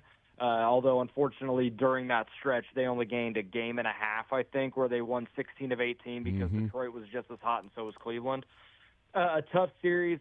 The game on Saturday, you almost just got to scrap entirely. Like, Garrett Crochet was going to go out there and shove, and there's a reason why he's one of the best pitchers in the American League. Cole matched him pitch for pitch through the first 4 innings, then got sideways, and that was that. With the way Crochet settled in after that 3rd inning, there was almost nothing doing there. And Saturday was just a pretty poor performance, or Sunday. But those happen. It is what it is. We've seen still a recent a stretch of baseball where they played well, and it's all relative. They're still 16-4 in their last 20 games. So as long as they don't let this snowball and they go into Houston and fall flat again, then this is hopefully just a blip on the radar, and we're able to get back to winning ways here. Is this I mean, we've talked a little bit about the last couple of weeks that, man, it really feels like this offense is starting to turn things around. Do you have that feeling still that they're, starting to turn things around, or was that a little bit of a snippet to where we were all sort of grasping at something to feel good and some hope, and we see what's happened now for their last 5 games? They've scored 1 or fewer runs in 9 innings, coupled with a 10-run outburst against the Chicago White Sox. Yeah, I'm not, again, as we talked about last week when we felt like they were turning a corner, I wanted to see a bigger sample, and I still want to. Yeah. I think we're starting to see some good things, like the Bobby striking out in 5 consecutive at-bats. That is such a blip on the radar for him that, I'm not concerned about him at all. Salvi swung it pretty well recently. Vinny seems like he's really getting going since calendar turn to May. He's been a completely different hitter, and it's not like there's much different happening, just some batted ball luck has fallen his way, and sometimes that's just what you need to happen. Drew Waters has leveled out, but he's still been fine for the most part. Michael had a rough series against Boston, but on the whole has been great this year. So there's still some things that I like and good things that we're seeing. It just all hasn't quite synced up yet, but I'm not raising any alarm bells right now that this is what we saw this weekend is just what they're going to be the whole year. Hopefully we see more outings like they had against the White Sox than otherwise. But obviously playing the White Sox does help some of those statistics. Everybody talks about Jack Caglione. Any other options that you see for this team outside of making a move to bring in a bat outside the organization? Is there anything interior with this? They bring in Drew Waters, an interior move, and MJ Melendez sent down. Is Rave an option? Or is it just waiting until Jack Caglione comes up? John Rave, I am intrigued by him. Admittedly, I think there's some speed there, some good defense. He can put the ball over the fence, but there's a pretty good strikeout rate there. So you're it feels kind of Drew Waters-ish. I mean, he's with the slashing 279, 356, 519. But I do think some of that is inflated by the offensive environment in AAA. It's been a joke for years now.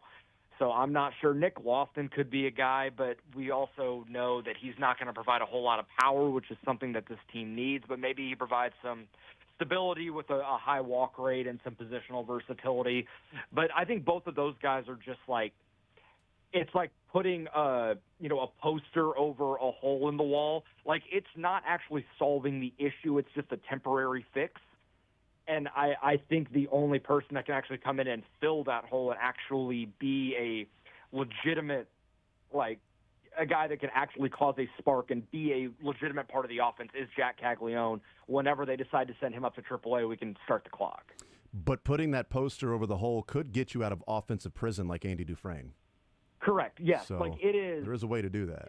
Yes, and I've talked about before, like with a Drew Waters or a Luke Mailey or whoever they're bringing up from AAA. Like, I just need you to be good for like 2 weeks and get things rolling a little bit. Maybe you cause a spark, and then it can become an infectious thing. We've seen both of those guys come up and do that. And Mailey, it's obviously a very limited sample, but he's got a lot of big league time. And Drew Waters has leveled out a little bit, but there's still enough. He still does enough offensively that he needs to be in the lineup most days, which he has been. It's just a matter of when they decide to not have Hunter Renfroe in the lineup. It seems like the Mark Canha thing has kind of fizzled out after a good start. He just hasn't been the same since he went on the injured list. So they're going to have to shake the snow globe a little bit here. It's just a matter of how they decide to do it. Yeah, the Mark Canha thing is interesting because I feel like it's, you've got some issues offensively if you're like, okay, cool, Mark Canha's playing today. He's in the offense. Yeah. I mean, like, okay. And also, like, so many guys have struggled at different times this year that, you get into a game where it's 0-0. They end up winning on Friday night, thankfully, but it's a 0-0 game, and you're in the seventh inning. You've got the bullpen that you've got, and you've got first and second, nobody out. And Mark Canha comes up and goes, I got Fermin on deck. Let me go ahead and swing away here. Like, that is the perfect and I know that Q's talked about that, well, we don't typically give the bunt sign if guys are going to sacrifice. Okay, then Mark Canha needs to do it on his own.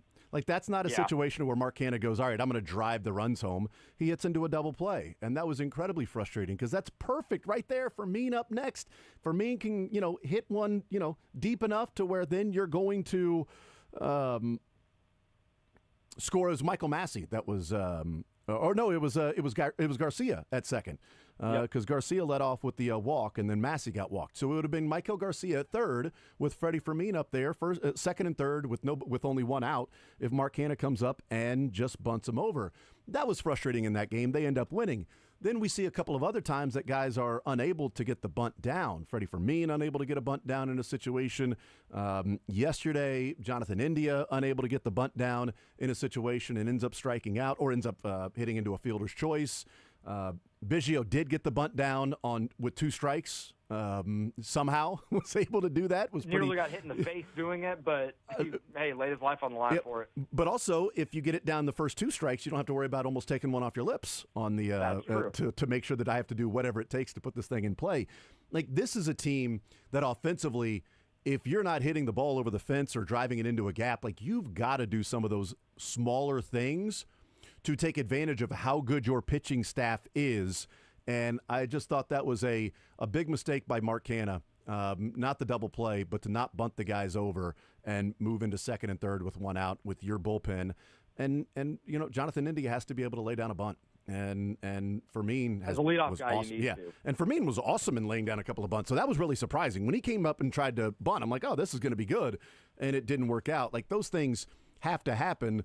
And they even got one gifted to him with Kyle Isbell's bunt right back to the pitcher that Giolito threw into left that was a pitcher's fielding their position thing. And to his credit, Kyle Isbell has carved out a role in this team of, hey, you need to get a button down? Okay, I'll do it. Mm-hmm. And that's, when you're not a great offensive player, like, those are the types of things you have to do to succeed on top of the great defense.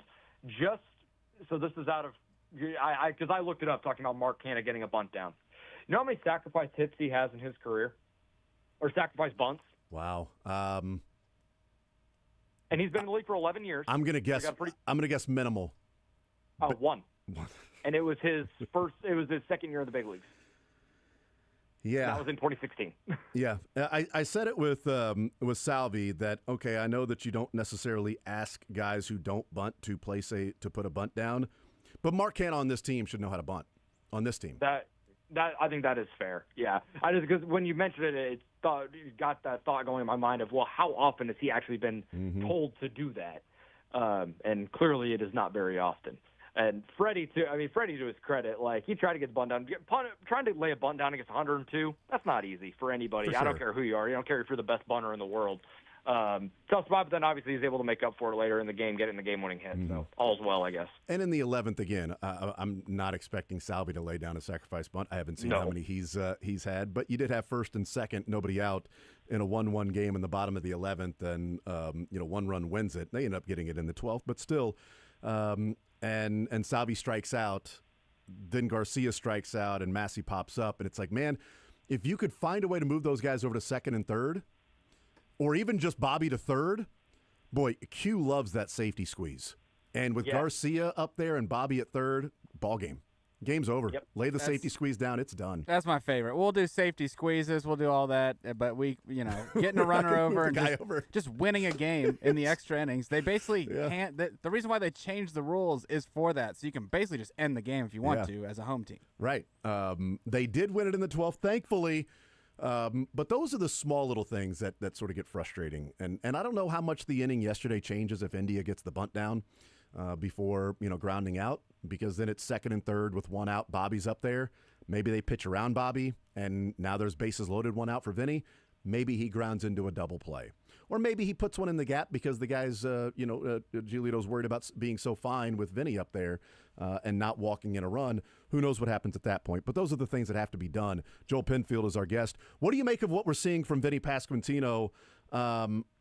6 of his last 11 games, he's got a multi-hit game since, even a little before May. Like his batting average has gone up. He's batting like, typically what would see from Vinny Pasquantino.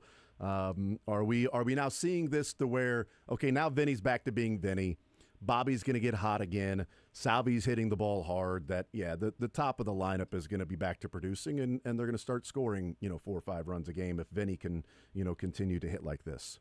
It certainly feels that way since the calendar flipped to May, slashing 313, 327, 479, 124 weighted runs created plus. He's not walking a lot, but the strikeout rate's below 20%, which has been pretty much something that he's had for his entire career.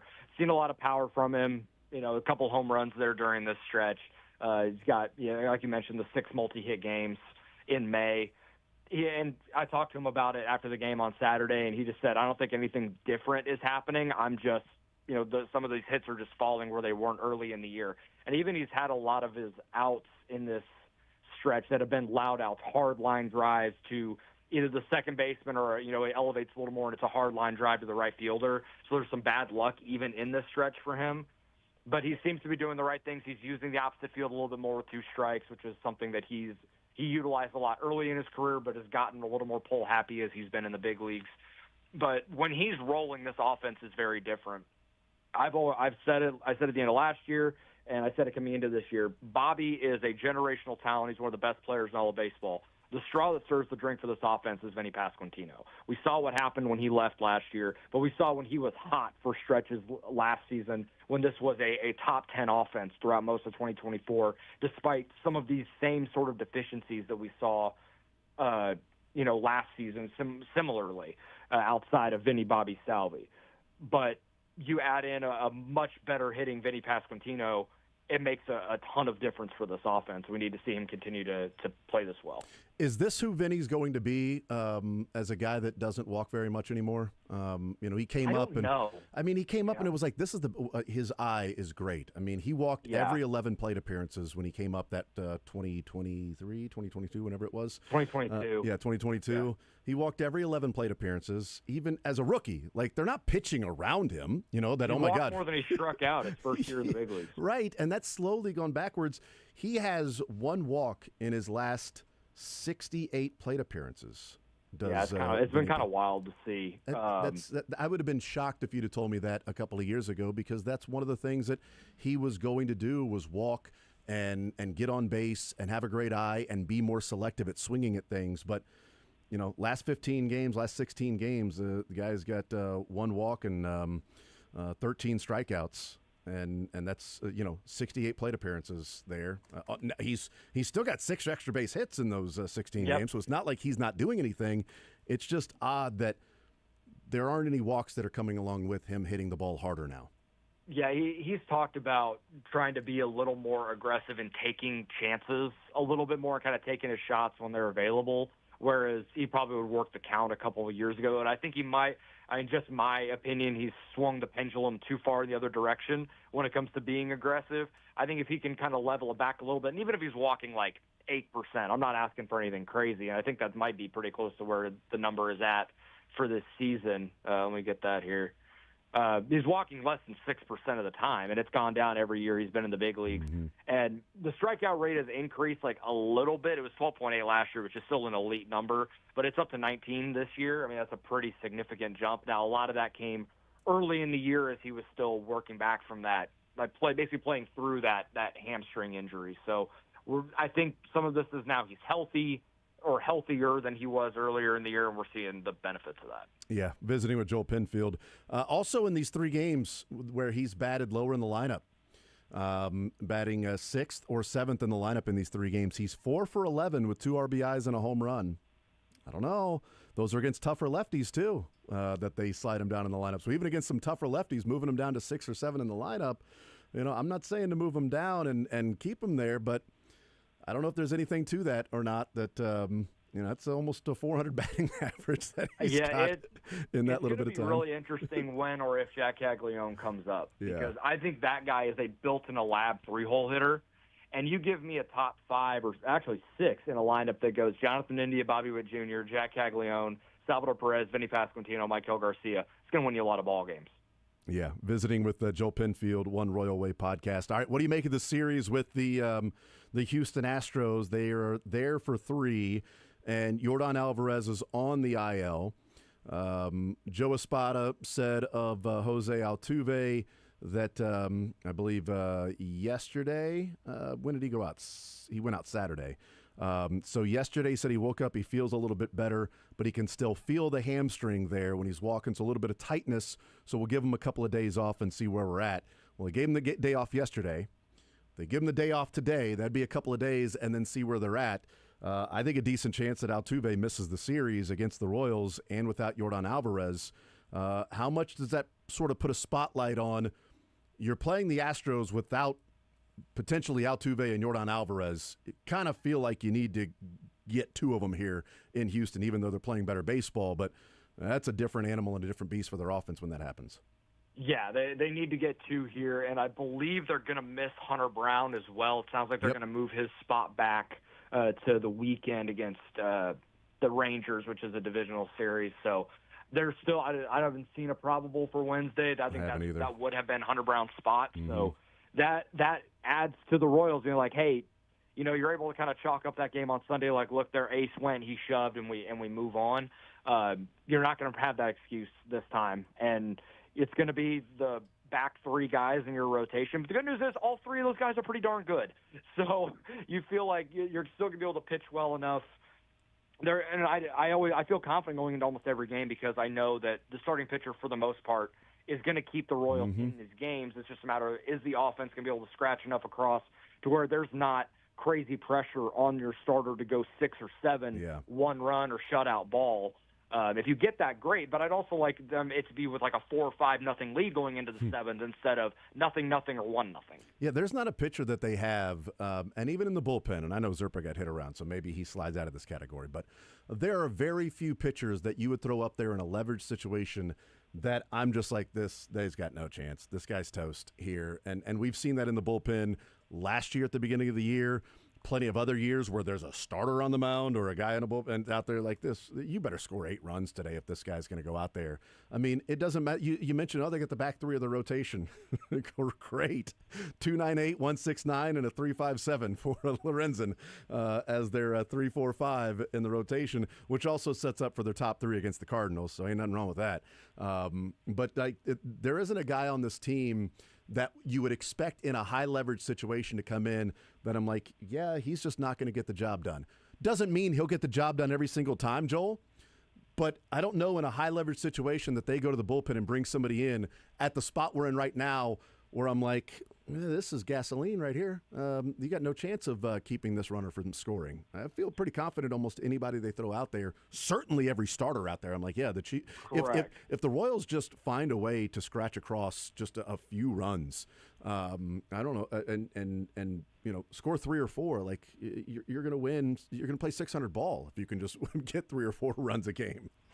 Yeah, I mean, you're not going to get 7 shutout every single time like we got the last time Waka, Bubic, and Lorenzen all went out, but they're going to give you a quality start at a minimum almost every. You're going to get a quality start like at least 3 out of 5 times, in a rotation turn. So just scratch a few across. I'm not asking this offense to do anything crazy, but just do a little more than just a couple, and then all right, let the pitching save us. It may win you a lot of games in the short term, but over 162, it's a pretty thin margin. And we're seeing them kind of dance that tightrope right now early on in this season. Is Caglione in Omaha before the end of the month? Yes. Okay. Is he in Kansas City before the All-Star break? A little bit after. Okay. A little bit after. Give him some more time there in AAA. I would just, Buster Olney was on Thursday on New Day and, talking about how, AAA and AA, it's not that much difference between that. The Royals are going to put him in AAA, but, what I had said for a little bit is like, I don't know, do you need AAA for Caglione? Put him in right field and AA, and then he can come on up. I'm not sure. AAA, where you're in an offensive league anyway, so I don't know what you're going to be looking at and going, okay, now he's ready against AAA pitching. I have no idea, but we'll see how long he's in Omaha, but I would like him to go ahead and get up there sooner rather than later and start playing more right field if that's what they're going to do. I mean, they've only played him in right field 4 times. That was like 6 games ago. If they stick to the plan, they've talked about that he's going to play a lot more right field or outfield when he gets to AAA, so I guess we'll see. Yep. Give maybe this game a little taste of it just to see. Okay, we talked about this, but once we put it in practice, is this a possibility? Good point. I thought he held his own out there, and now we'll see how comfortable he is when he gets to Omaha and can play out there a little more regularly. They are celebrating the 85 in the 2015 World Series. Before we let you go, which team was better, 85 or 2015? I didn't even prep you for this. I should have texted you. Said, hey, I'm going to ask you this one. I'll give you my thoughts. I go with 2015. That's an overall where I team. went to because they just ran through the league that year. They won 95 games. It was almost no concern at all for the most part during that year that they were going to be able to be the team out of the American League. Yeah, I think if I go like individually of the collective team, I think I go 2015. But 85 has the GOAT in Royals history, and there's a little bit of a weight to that 85 because they beat the Cardinals. Just a little bit of a weight there that's like, team wise. Okay, yeah, 15, but 85 beat the Cardinals. I don't hate the Mets, right? You got disdain for the Cardinals. The Mets, they won. Well, that's awesome. They beat the Mets, but 85 was a big deal. But yeah, I think 15 was a better overall. Like even position players, like if you just add 1-to-1 and go through the starting staff and the people in the bullpen, I think starting staff, the 85 team has them. The Mets, you ended up feeling bad for by the end of the World Series just because of all the like Buckner-esque plays that ended up happening. Good point. Yeah, nobody feels bad for the Cardinals at the end of that series in 85. No way. Joel Penfield, One Royal Way podcast. Joey the man, appreciate it as always, brother. Enjoy the baseball. We'll catch up next week, man. Sounds good. Have a good one, Jason. Absolutely. There's Joel Penfield, One Royal Way podcast. We'll take a timeout. We'll come back, continue rolling. We can talk a little bit about that. Well, maybe we'll save that conversation with Mick Schaefer, going to join us in 1 o'clock hour, Learn Funniest Best. Also, the college football playoff, expanding to 16 teams, maybe. The Big Ten, the SEC. Trying to apply more weight to the other conferences. We'll talk a little bit about that and what we can take away, the pros and cons of what this may look like in 2026 if there's a 16-team playoff, and the greed that goes along with, extra money and the unintended consequences of what I think it's going to do to the regular season. More 40-point beatdowns. I mean, and we'll see what happens with the regular season, too. That, too. And conferences overall. I think there's a lot of unintended consequences that come with that. We'll talk about that next.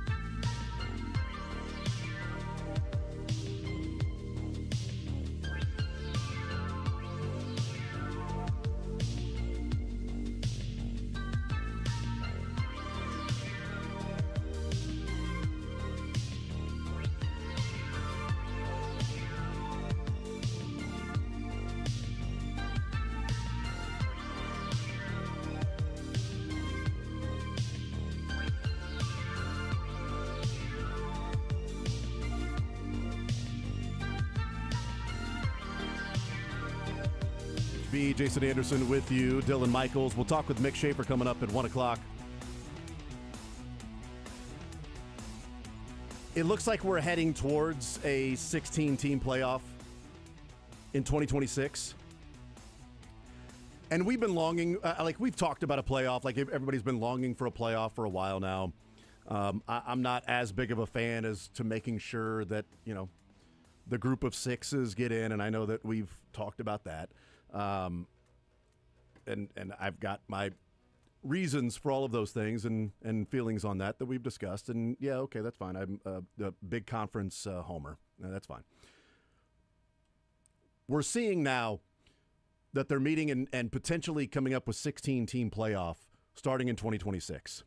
And part of the parameters of this would be the Big Ten and the SEC would each get 4 teams in. The Big 12 and the ACC would get 2 automatic qualifiers. The group of 6 will get 1, and then there will be 3 at-large teams. That's how it will be made up of the 16 teams.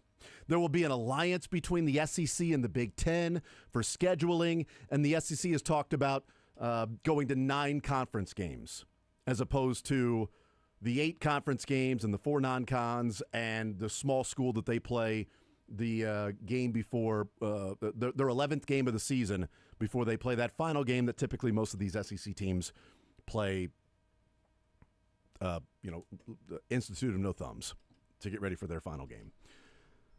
And so we're having this conversation, and I'm okay with the playoff, right? But, coming off the 12-team playoff and people watching it, what we saw, I don't know, and maybe there were pieces written that I missed. Maybe there's somebody screaming at a mountaintop that I did not hear. Maybe there's a carnival barker somewhere that I wasn't listening to and just drowned out as I walked by. I'm not sure. But I don't really know anybody coming out of the playoff that thought, man, we need 4 more teams in this thing starting next year or whenever, 2026, I guess. But we need 4 more teams because if we get 4 more teams, we could take the bye away from the first 2 teams, and then we get 4 extra games at the beginning of the year. It's more college football. That's fine. That's cool. But what we didn't get was enough teams there in the lower end of this playoff to really see who the best team in America is, to find out who the national championship should be, who the national championship game matchup should be, and who the best team in America is by proving it through a playoff. If we just had, if Miami would have made it, I'd feel a lot better. If we could throw in Ole Miss and Alabama, I'd feel a lot, obviously the SEC would feel great about that. If we could, is there a way to include BYU? Can we throw in a BYU here to this conversation? That would be great if we could do that.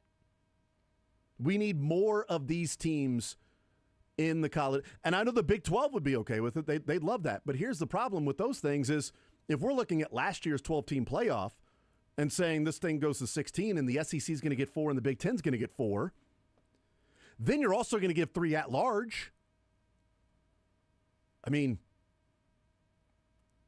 If we look at last year, Bama would have been the 4th SEC team to get in.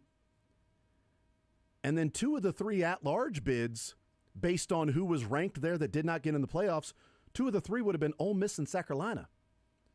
You'd have 6 out of the SEC. They take up 2 of the 3 at-large bids. The Big 12 would still end up with, if we look at last year's standings, the SEC would end up with 6 teams. The Big 10 would end up with 4. The ACC would get 3. The Big 12 would end up with 2. And the group of 6 would get 1. That second one would be BYU. That's... I don't know the reason behind the Big 12 and the ACC agreeing to this, other than the SEC and the Big 10 and a scare tactic of, well, if you don't do this, then we're going to create our own tournament with the SEC and the Big 10. Because if I'm the ACC or I'm the Big 12,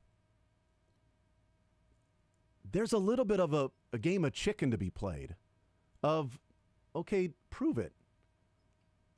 Like, you're going to create a playoff with just these two conferences and think that the money's going to, like, people will watch, but there will be a lot of people revolting from watching that in college football. Big 12 and ACC fans going to be, the national championship is being played this year between the SEC and the Big 10 in their 12-team tournament. Well, that's not the national championship. That's the championship of the two conferences. And that's what they are threatening to have happen. Well, if you don't agree to us getting 4 teams and the Big 10 getting 4 teams and you guys only getting 2, well, then we'll create our own tournament. I don't think they will. I think there's an element of the Big 12 and your Mark and whoever else to challenge them, to call them on it. Sure. I don't think you're being serious. Because just kowtowing and saying, well, we're going to get 16 teams in there. Okay, great. We can now diminish the College Football Playoff Committee. Thank God. Get rid of the College Football Playoff Committee. Okay. What did they get wrong last year again? What people were complaining about Indiana in over Alabama? Like, that was the big conversation? Well, Alabama should have looked at Indiana and Notre Dame. And I know there were 2 touchdowns late in the game. It was actually the closest game. Yeah, right, with those 2 touchdowns late in the game. But nobody was arguing Alabama should be in over Tennessee. Why is Tennessee in there? It should be Alabama. And Tennessee got their doors blown off. 25 points. So I looked it up. Got dominated in that game. Average margin of victory in that round was 19.3 points. Now add 4 more games. Exactly. Like 4 more, because in a 16-team playoff, the top 2 seeds would not get a bye. 14-team playoff, they would. 16-team playoff, the top 2 seeds would play. You would be adding 4 more games to the schedule in what is already a packed timeline with the NFL. And they were trying to find spaces for those playoff games last year. And again, we get more playoff, that's fine. The other conversation is like, well, yeah, but a pro could be that the Big Ten and the SEC schedule alliance, and you'd see more of these games being played there. This is a good thing. For them, it increases their strength of schedule. It increases the likelihood of them getting all 3 at-large bids. That's why they play. Why do you think they're doing it? Do you think they're doing it out of the goodness of their heart to create this alliance between them? They are getting 4 teams apiece and then creating alliance to where they play each other to then increase the strength of schedule and the resume for their conferences so they can then get the 3 at-large bids. Their heart didn't grow 4 sizes, It's not the Grinch or anything like that. Right. It's like, well, yeah, but now you get these. Okay, cool, man. And the SEC is going to play 9 games. Okay. You know why the SEC is going to play 9 games?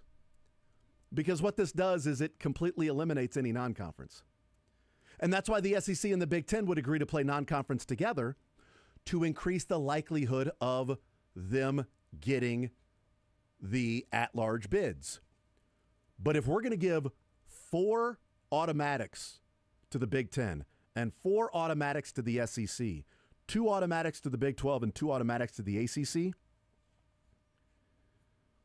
what's the point of playing anybody in the non-conference? Like anybody at all? Because they're also talking about maybe doing away with conference championship games. So there would be a play-in game. You would play in for your right to get the automatic qualifier. Let's take the Big 12, for example. The Big 12 would have Arizona State would play Colorado, and then Iowa State would play BYU, and the 2 winners of that game would get the automatic qualifier. You would take the top 4 teams in your conference, and they'd play to get the 2 automatic qualifying games. You would give them another game to help increase the resume of getting in there, but actually you're not, because you're actually giving those teams an extra loss. The 2 teams that don't make it in the automatic qualifier will then come off a loss to try to get the at-large. Whereas, like, the SEC's talked about, just take if that happens, you just cancel the conference championship game. The top 2 teams in the conference go to the playoff, and then 3 plays 6 and 4 plays 5 to get the other 2, to get to 4. Now, you'd also be adding a loss to those 2 teams. But if the number 3 seed loses to the 6, is the third best team in the SEC going to be left out of a 16-team tournament? No chance. No chance. So now you've got 5 teams in from the SEC. What about the 4 and the 5 seed? Those teams playing each other. Whoever wins that one, whoever loses, are you really going to keep the 4th best team out of the SEC out of this thing? I mean, they lost to a team that made the playoff, right? Look at their look at their strength of schedule. They played the Big Ten. It's like when the SEC in basketball, they did so much in the non-conference against other teams, and that certainly is different than what we're talking about here because they dominated the non-conference, and then when they played each other, everybody built up their resume and their RPIs because of what they did in the non-conference to build up each and every team to then now when you're playing each other, you're getting quad 1 wins. Where this is going to be the Big Ten and the SEC playing each other and building up the resume of those conferences and then getting the teams in. Okay, the SEC plays 9 games. I don't know who's asking for this to have 16 teams. I joked about they need to have 19 teams because that's where Mizzou ended up last year was number 19. This is great for Mizzou, by the way. It's fantastic for Mizzou. I don't know how good it is for KU and K-State. Other than finishing in the top 4 of the Big 12 if they do away with the Big 12 championship game. If they play 1 versus 4, 2 versus 3, then technically you're in the playoffs. You would win your automatic bid to go to the playoff. It would be a play-in. I don't know that it's played in Dayton, but it would essentially be what that is. K-State's playing BYU. The winner goes to the college football playoff. Okay, then you're in the playoffs at that point. It's kind of like a conference championship game where you make the conference championship game, you're in the playoffs because that's an automatic bid last year or with the 12 team right now. So it's good maybe from that standpoint. It benefits KU or K-State that you could have the top 4. But if the Big 12 decides that they're just going to give the automatic bid to their 2 teams that played in the conference championship game, then I don't know how much it benefits KU or K-State. Because, I mean, they didn't make the conference championship game last year. I mean, top 4 teams were Arizona State, Iowa State, BYU, and Colorado. It's not going to be every year. I know that. But if we look at just last year in the 12 team, what we had, the ACC and Big 12 combined for 5 teams, and the SEC and the Big 10 combined for 10. If we take a 16-team playoff of that, you'd have 10 out of the 16 teams coming from 2 conferences. And that's essentially what they're wanting to have happen. But I think the Big 12 and the ACC is worried about the SEC and the Big 10 actually breaking away. And I don't think that would happen. And if you have a commissioner, if Brett Yormark is worth the money, if he's a commissioner that sees the future, right? What's over the landscape or the horizon, I should say. Missouri's got landscaping. That's why Josh Jacobs was going to go to Columbia. If you see over the horizon that Brett Yormark is credited with being able to do, then see over the horizon and what it looks like if you don't sign off and say the SEC and the Big Ten have an autonomy to create this 16-team playoff and they get 4. And, oh, by the way, where's Notre Dame at this? Oh, Notre Dame gets an automatic bid, one of the at-large bids. Okay, well, now there's only 2 at-large bids that are left. Oh, the SEC got them. Now the SEC has 6, the Big Ten has 4, the ACC 3, the Big 12 2, the Group of 6 1, and Notre Dame 1. It'd be dumb if Notre Dame got an automatic qualifier for. I mean, I get that. I understand. I'm just giving an extreme example of limiting the ACC and the Big 12. Some might argue they have one, just not spoken. Yeah. Like it's the under the table. The Finish high enough, and they're going to put you in. Brother-in-law agreement of, well, you're Notre Dame. So, and they have earned that. They are Notre Dame. They are a brand, and they've been able to sustain themselves without a conference for their entirety. But you will not have happy teams elsewhere. Yeah. Like, we know it because it's like, I'm a KU fan. Like Notre Dame's ever going to – they might take our spot just because they are who they are, but most times not the case. Yeah. But Ohio State and other teams, or Wisconsin's, or teams like that are on the fringe, they might not like it. Think about it from the Big Ten standpoint, real quick, and we'll go to break. But yeah, the Big Ten standpoint, if the Big Ten says our 4 automatic qualifiers, we're going to give the top 2 an automatic qualifying bid, and then we're going to have 3 play 6 and 4 play 5. The Big Ten would have Oregon and Penn State in the tournament. And then you would have Indiana playing Iowa and Ohio State playing Illinois.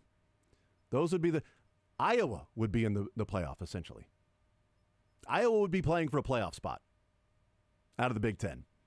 Like, that's how far down you're going. Like, no offense to Pete Sweeney and Seren, but in the ACC, if they say, we're going to do the top 4, like Syracuse finished 4th last year in the ACC.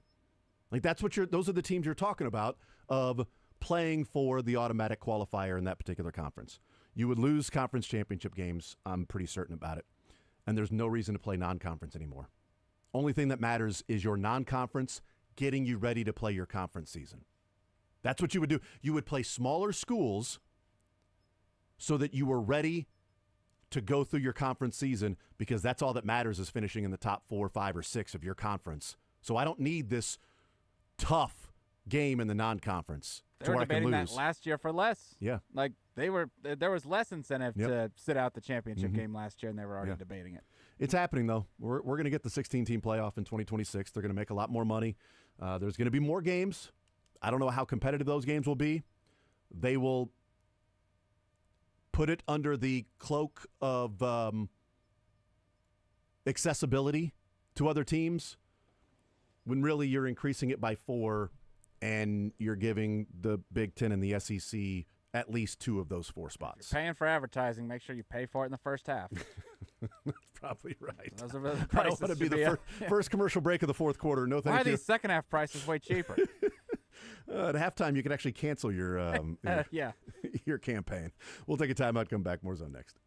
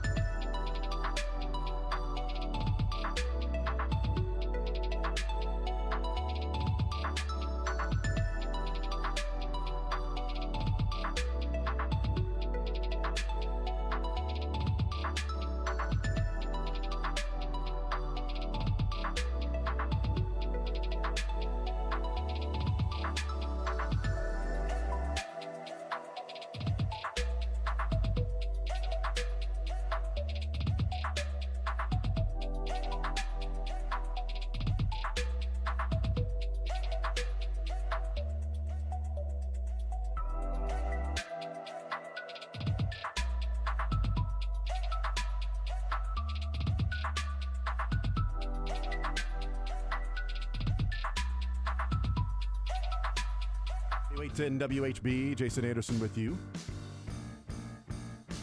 Dylan Michaels. We'll talk with Mick Schaefer coming up in the 1 o'clock hour. Text says, I've always thought the simplest way to determine the playoff teams is just use the rankings 1 through 16. I agree. I think I think that the 12 seed being like kind of floating, was like a confusing part of last year a little bit. Yeah, so I don't look. We get 16 teams. We get 16 teams. I wanted a playoff. We got a playoff. I didn't know that I needed 12 teams. We talked about that. Not going to relitigate it because we're at 12. My issue is, again, you're giving two conferences half the entire field for the playoffs.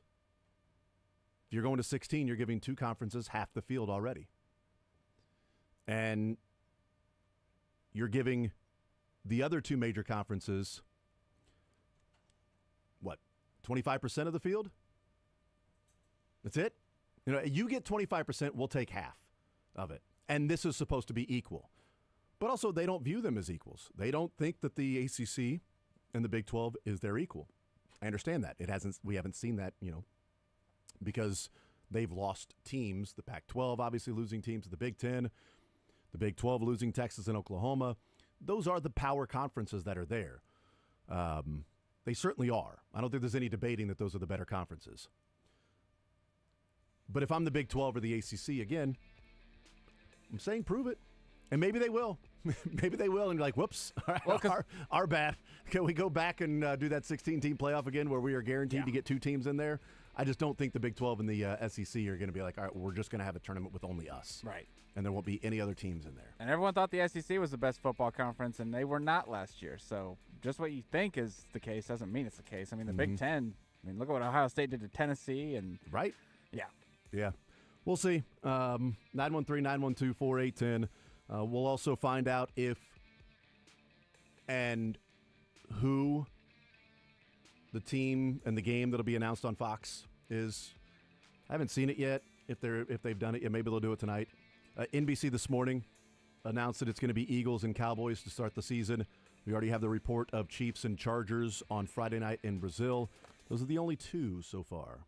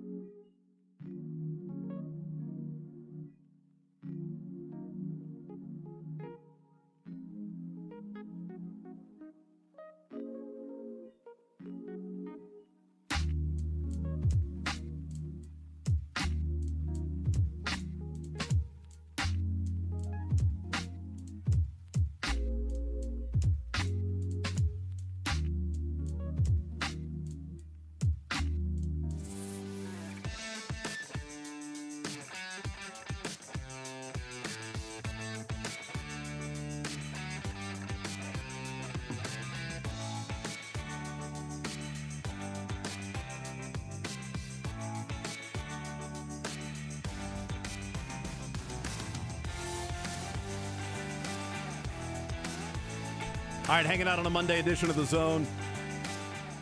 Mick Schaefer with us. So we can learn funniest best coming up in the next segment. Yeah, we will. See, that's the problem. Mick keeps jumping from mic 3 to mic 4. Mic jumper. On Friday, I think he was on mic 4. Today's on mic 3. Yes. Like to keep He's on mic 5. Toes. What's mic 5? I don't know. Wild card. Nobody knows. We're all Nobody about knows. accountability here, and I actually had the 2 up, so it wasn't even Mick's fault. That was my fault. It all the wouldn't way. have It wouldn't have mattered. Is that 2 there? That's 2 where Sterling typically sits. It's just an empty chair. Symbolic. Is what it is. He's not back yet? I think From Wednesday. his 9th vacation of the year? I think he's back Wednesday. It's a bachelor trip with his father-in-law. So I think it's father-in-law's birthday bachelor trip. Yeah, bro. Yeah. Bro-in-law. Yes. Father-in-law, yes. Like I said on Friday, he's in San Francisco hanging out with Bro Montana. His second favorite quarterback after Brody Croyle. That actually worked. It's really good. that one actually worked. Nice. Mick Schaefer is hanging out with us here. Again, Learn Funniest Best coming up later on. You know, in my the first hour. name's Joseph, so I could be Broseph. Broseph. Yeah. Yes, that's why you're his favorite. That's right. You are his favorite. It's like, gosh, that Mick Schaefer. God, I want to be like him. I don't know what it is. How was the grad party this weekend? It was great. It was awesome. They always go too fast. It was booked for 4 hours, and I looked down at my watch, and all of a sudden it was 9:30, and it's tough at a grad party. You'll find out soon. Nope. Another 8 years or something 9 like years. that. Nope. I made a deal with them. They're going to stop growing. That makes sense. Yep. Yeah. I'll save you some money too. We're cool. I told him if he keeps getting older, he's going to be grounded. Well, we all have houses with plenty of space and backyards to host all these. So true. we make sure to go pay for a venue every year, and that's what we did. But it was an awesome venue out there in Bonner Springs. It's the Fuel House, and it was terrific. It was a great time. But at that event, when it's like all your friends and family that you know, just like walking 20 feet to get a slice of pizza takes half an hour because you keep bumping into people and you want to have a conversation with them. But then, I got to get my pizza, or I got to get to that person over there in that circle and talk to them because I haven't seen them yet. And I'm horrible at breaking off conversations. Like, yeah, well, until I don't know how to do it. I will look off in the distance sometimes. I'll kind of get my keys out, twirl them, spin my foot around, whatever. Slowly and then sliding I need away somebody from 'em. else to end the conversation because I feel bad. Because I want to talk to everybody for forever, but I got to eventually get that piece of pizza. And So you can 'cause refuel we to we talk. paid for it. Yeah. Yeah, so you can talk some more. You got to refuel to go and That's talk. You're slowly sliding away. By the time the conversation ends, you're actually 10 feet apart. That's it. Still talking. Like, oh, I'm farther away from the actually pizza. about to, how did I get here? I thought I was just here treading water, but the drift took me you're a boat out there. further out from Moving out from sea. shore. How did I get out here? This is crazy. Was it the outfield? What was it called? So it's next to the outfield. It's Oh, a okay. great area. They have a barbecue So the place. infield? They have it was the infield. Yes, it was a foul ground is where we were at. Right. So it is the Fuel House. It is a car display. They have cars on display. I see They had it. a car show while we were. Oh, that's awesome. And that's cool. So you got to people got to see the car show, but then also did not help on parking. Because we had 4 grad parties there, but it was such Unless you such drive cool a badass venue. car, then like, oh, you're here for the car Yeah. show, park right here. Yeah, they had a cigar room, their own kind of really plush bar right there, and you could walk through. Supposedly, Travis Kelce has cars there, and everybody's pointing to those, and really great venue. It was a great time. Was Travis there? You didn't show up, made it even better. Travis was not there. Yeah. I was He got looking. the invite. I know he got the invite. He got the invite. I was looking for mine. Did I mine saw go to red Travis? on the text message. Did mine go to Travis? That my was it, invite. I knew yes. it. I wasn't I was there, like, but you can swing by and get Jason, right? Yeah, no, I wasn't. I was not at the grad party, mainly because I don't think I got an invite to said grad party. But Oh, yeah, that's that'd be right, cool. yeah. It'd been cool. What time was it on Saturday? 6 to 10. In the morning? I was busy at that point. No, there's a at night. PM. Oh, at Yeah. night. Yep, I was busy. Juliet had her first softball game. Yeah, Then we went out to fine. dinner for Mother's Day, so I wouldn't have been It's able to. really Sorry. all about the money. Can you guys write a check? Yes, Thanks, I exactly. appreciate That's it. exactly. I don't know that I want. There's no way this person's going to be able to show up for the wedding, but I'm going to invite them. I know they won't make it. What time are they not going to be available? How do you Okay, know they- That's when we're going to have the party. How do you know they won't make it? Because they're in the military and they're now stationed in Germany. Won't be able to make it, but they are invited. Thank you. Here's the registry. So we're good. These kids make bank now on It's their ridiculous, man. graduations. It's crazy, and it's like, whatever. I mean, he's going to Northwest, so he's really worked his ass off to get there. So good for him. It's the You know, Harvard of not- the Plains. It's not easy to get into that thing, especially to play football either. You got to be one hell of a football player and a student to be able to get into that school. You know, He was 1 for 2 there. Might be 0 for 2. Who knows? We'll see. I don't know what you're talking Definitely not about. batting 1,000. I don't know what you're talking about, man. The academic stalwarts there. All right. Yeah, no, but, Harvard, Northwest, That's right. Missouri State, not Northwestern. State. No, that was it was a good time. Grad party cool. season's fun, but you're always like, I mean, because especially if it's a kid, your own kid graduating, you know half the class, right? And you're getting all these way more announcements than you are, and so you write the check for $20.25 because they're graduating in 2025, and then for the closer friends, maybe a little bit more or whatever. Yeah, but it's very. I could use a loan as well, basically. Write that check out to me, you guys. I'm not gonna Cash. My best friends call me Cash. Just like Muhammad Ali, they call me Cassius. Okay.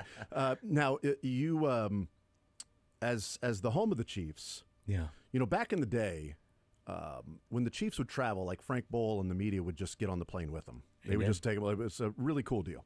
I used to travel like that with the Royals back on the RSTN days. Wow. On Metro Sports from 03 to 07. I went Just on on the charter with roughly half the road trips. Wow. It was. I was. Were you probably playing cards too with young. any of them? I played cards with a lot of them in the hotel at night. How'd that work Yes. out for you and their salaries? Great. Oh yeah. Well, we had to establish some ground rules. I'm there. all in, 20,000. Yeah. I can't call that. Yes. I guess I'm going to fold. I feel remember like I'm pot committed, but I'm Remember, I not. played a lot with Joe McEwing, who was not making a good idea. a ton of money. Yeah, just play with Yeah. the bottom end of the roster there. But I don't think I really appreciated that as much. I was like, this is what happens. No, it's not what happens. And what's so gonna happen all the time. We stayed in their hotels and then took the team buses to the airport every day. It's what the broadcasters do now. Yeah. Still when they travel. And so I was in that role. Yeah. And yeah, it was a great time. Yeah, so I'm wondering, does that happen down in Brazil now? So do you just jump on the charter with the Chiefs and they take you down to Brazil? Those that are connected with NBC. I got 100% guarantee you that's not going to happen. What? No, it's weird. Well, I thought you guys were the. Why don't they just jump? Come on, they're going to Brazil. Yeah. According to reports, Friday, the first week of the season, right after And the what's- opening night. Oh, is that an Amazon experience? That is going to be the YouTube. the 'Cause it's the- YouTube. so it's the first ever But then YouTube. hopefully we'll get a chance to bid for it Yeah. and have it on our air. If so, we will definitely have people there. Yeah, and so you should just be able to ride with them down there. Just hop on. It's carpool. I went You to know? Germany Wi- and with I them? flew coach. Oh, okay. You were stowaway. On those flights all the way across. Kelsey's Wonder what's bag. longer? Is it longer down to Brazil or to Germany? Dylan, you're a world traveler. Is it Germany or Brazil? What's a longer trip for you? About an 8-hour flight, I think, to Germany. Something I like would that. imagine, I yeah. have no I idea. can't remember. 8 I've hour only flight, been to that's a long one other country. You probably That's it? Google it. Just All right, how long to drive to Germany? Okay. got to do the Bering Strait and go all the way Yes, through Russia. it's easy, Yes. you know. I'm not sure, but it is a long trip down there. I don't think I'll be going down to Brazil to watch the Chiefs and Chargers take place. I don't know what the home atmosphere will be like at that game. I think the Chiefs will have fewer home fans in Brazil than they would have had in L.A. So it's actually a good thing for the Chargers because it becomes less of a home field advantage for the Chiefs.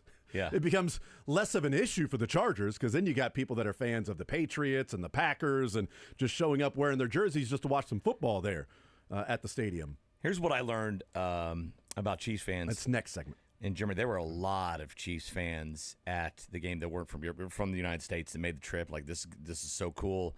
There's a lot of rich people out there, and they like sports. A lot of them, and so I bet there are going to be a ton of Chiefs fans that travel and make it down to Brazil. Where did they play their game last year? Frankfurt. Frankfurt. Okay. 23. Yeah. Okay. So I think Frankfurt is like it's 11 and a half hours. Is the flight Yep. So then from KC? Well, I guess yeah, Yeah, because yeah, we had layover in Chicago or something like that. God, that's Brazil. I do remember I watched 3 John Wick movies. Ooh, 12 hours and 45 minutes, an extra hour trip to get to Sao Paulo, Brazil. Going south, you'll be going against the wind. or That's it. something Yeah, like that, I'm that's sure. what it is. Yeah, so you get an extra half a movie. So how many movies did you watch? The entire series? I had watched 1 John Wick already, and so they're all out of order though. I think I went 4, 1, 3, 2. I watched You them found all. out at the end, it's his dog. Yeah. The dog. The whole time it was the Wait, dog. the dog? I had no idea. Like they funny. keep talking about this dog. That's what started this. The whole thing started about the dog. Yeah. Wow. Like at least the Punisher was his son. Like the only guy makes sense. who ever almost beat him was blind. I learned that. Well, Jean-Claude Van Damme won when he was blinded. Yeah, he was. So the best are the blind. Yeah, and so boxers. that would be the first Friday, right? Yep. So what is it, the 5th or something like that? Right after the Eagles and Cowboys. We'll start off on NBC. We got no more opening high night. school football, so I can't claim that anymore. So That's true. Yeah. Well, that's why week 1 they're allowed to play the game on Friday. Yeah. Because they don't have to deal with the sports broadcasting rule that you can't play on Friday nights. I think It starts later? Week 1 or 2, or week 2 or 3 is when it kicks in. Even though high school football starts in August every year? I'm assuming back in the 70s when they passed that law that high school football probably wasn't starting in August I'm brand new at to that this time. law, by the way. I didn't know it was a real thing. I think high school football back then probably started in September because I think school probably started then. Yeah. Instead of starting in late Probably July started now. after Labor Day. Yeah, Like I when the think NFL so. likes to start. So it's like, the first week, we're going to keep that for high school football, that Friday night game in college. So you can't do it until like week 2. Okay. Great. And high school football's still going on. Yeah. It's going on at the beginning before that. It starts before, the NFL. So yeah, they can do it that first week on Fridays, and that's what they'll do. They'll have this international game every Friday, or every first Friday of the season. Sure. Moving forward, and then when they go to the Black Friday game. then when they go to the government and challenge the sports broadcasting rule, and then they'll have games on Fridays as well. So it'll be Thursday night football, Friday night football, Saturday games later on in the season in week 16, 17, 18, all of that, Sunday games, Monday night games, and then whenever Christmas falls. So it really kind of Tuesday or sucks Wednesday. by the NFL, by the way. I always thought for the longest time they were like, you know what? A, we don't want to challenge Saturdays or Fridays because we might lose viewership because everybody loves all levels of football. And B, we don't want to, even if they would, we don't want to, that's our lifeblood, right? High school and college. We want to let them be out of respect. No respect there. No None. respect at all. Just none. The NBA lottery is tonight. The NFL's like, what if we released 2 games on Monday? Exactly. 2 games. Or 3, All actually. right, 3 games. Listen, bear with me here, but Santa's got his own day. Why? Okay. Santa and Jesus. So what I'm saying is, we go after them. if Next. Santa and Jesus are already sharing their day with the NBA, Would they even notice? does it matter then if another we come partner? in and barge in, and just steal some presents and, get a little taste of the eggnog? That's fine. We'll do that. What if we threw the Chiefs on there? Okay, now we've stolen all the eggnog and the presents. But the Chiefs dress up like Santa. That's exactly right. Yes. Yep. Same colors. And a lot of people around the NFL view them as Scrooge. So we've got it Mahomes all is together. Jesus. That's 100%. Football Yes. Jesus. Right. And he turns water into wine, and it's mainly other teams that are whining. What's about next? what They're going happens to take with on the Chiefs. sleep. Be like, listen, Playing at 2 in the all morning. Americans sleep at 3 in the morning. What if they didn't? What if we gave them a reason? Not- Right? Yes. It depends on if you have kids or not. Those Spike TV is picking up an NFL game next year, and we have no idea Perfect. how. ESPN, the Ocho. Yeah, there you go. if you don't have kids and you sleep in on Sunday mornings, then you are being challenged with sleep when they play these international games at like 8:00 in the morning. Like, I gotta get up and do that. Yeah. Oh my God, I forgot to set my lineup. And that guy is playing, and that team has started, and he is injured, and I'm so stupid, and I'm mad. I had a parlay that I was going to play here, but I slept right through it. Now, they are challenging sleep depending on how late you can sleep in. What if we? They're going to challenge every institution. What about weddings? Okay, a guy they got their marriage scheduled. We schedule a game at that same time. Well, what if we they did already that? have. You can't have a wedding on Sunday in the fall. That's true. I mean, they already. You can, but boy, We shouldn't have weddings in the fall you don't really. anyway. Or Like, on Sundays. I'm going to but- tell you when your weddings are, Right. when you should get married. Okay. Tell you when I'm showing up for your wedding. That's right. Yeah, Sterling had his wedding when Missouri played A&M. Why do you think Missouri lost? All the players were thinking about his wedding. Yeah. And during the ALDS Royals Yankees as well. Yeah. I mean, right? Couldn't have planned for that one. That one's tough. Because he hates the Royals. Clearly didn't think the Royals were good enough to make the playoffs. When I got married in 2014? In June. Because I wasn't going to even test the Royals making the postseason that year. I had faith they would make the playoffs that year. There's no way we're getting married in October. The Royals are going to be playing. Thank you very much. Nice job, Sterling. That's the other thing, which I just joke around station. I'm like, these next few days are gonna be horrible. I'm just gonna find out, okay,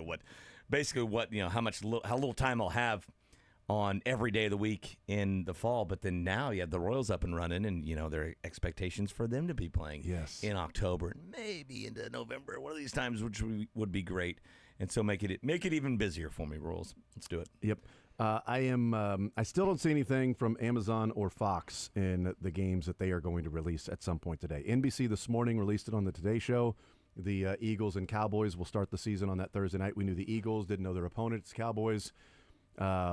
Tomorrow morning will be all the international games, so we'll get confirmation if people are out there waiting for confirmation on Chiefs and Chargers being that Friday night, week number 1. But Fox and Amazon are supposed to announce a game today at some point. Excuse me, leak a game at some point today. Is it a leak if it's scheduled? Yes, it is a leak. Do you schedule your leaks? Sometimes, I don't know. I just go. They probably scheduled the leak for the draft lottery tonight. Right as the draft lottery is getting ready to take place, Fox and Amazon will announce, hey, here are the games.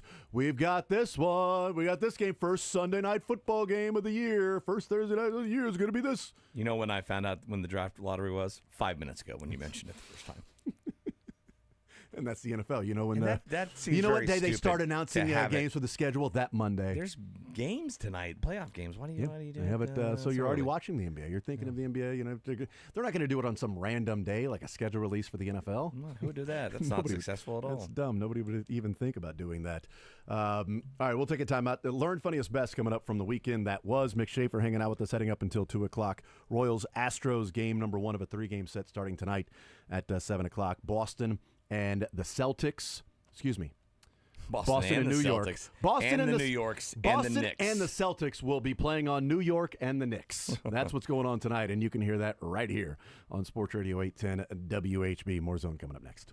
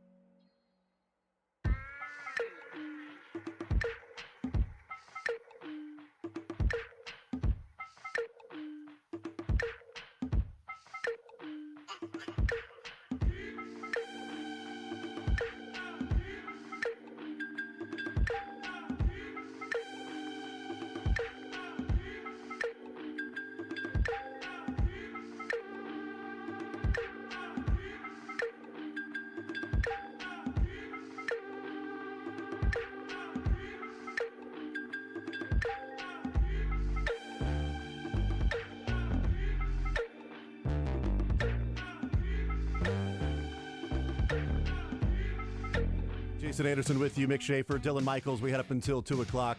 Time for a little learn, funniest, best, what we learned from the weekend, funniest from the weekend, and the best from the weekend that we had. What I learned this weekend is how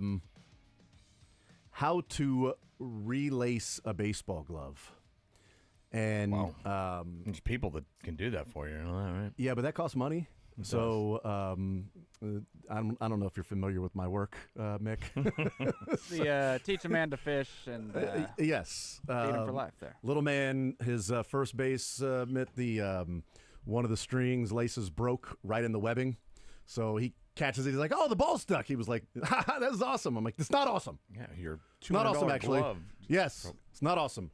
So he had black laces with a black glove. I'm like, "What color laces do you want?" And his jerseys are black and gold, so then we relaced it with the gold laces. So learned how to do that, and the fingers are Did you suffering use, like, from it. Shoestring laces or actual like gold leather? No, strips? gold leather that you would buy Where do you get that online. at? So Online? yeah, there's some different companies that'll sell that, all different colors too.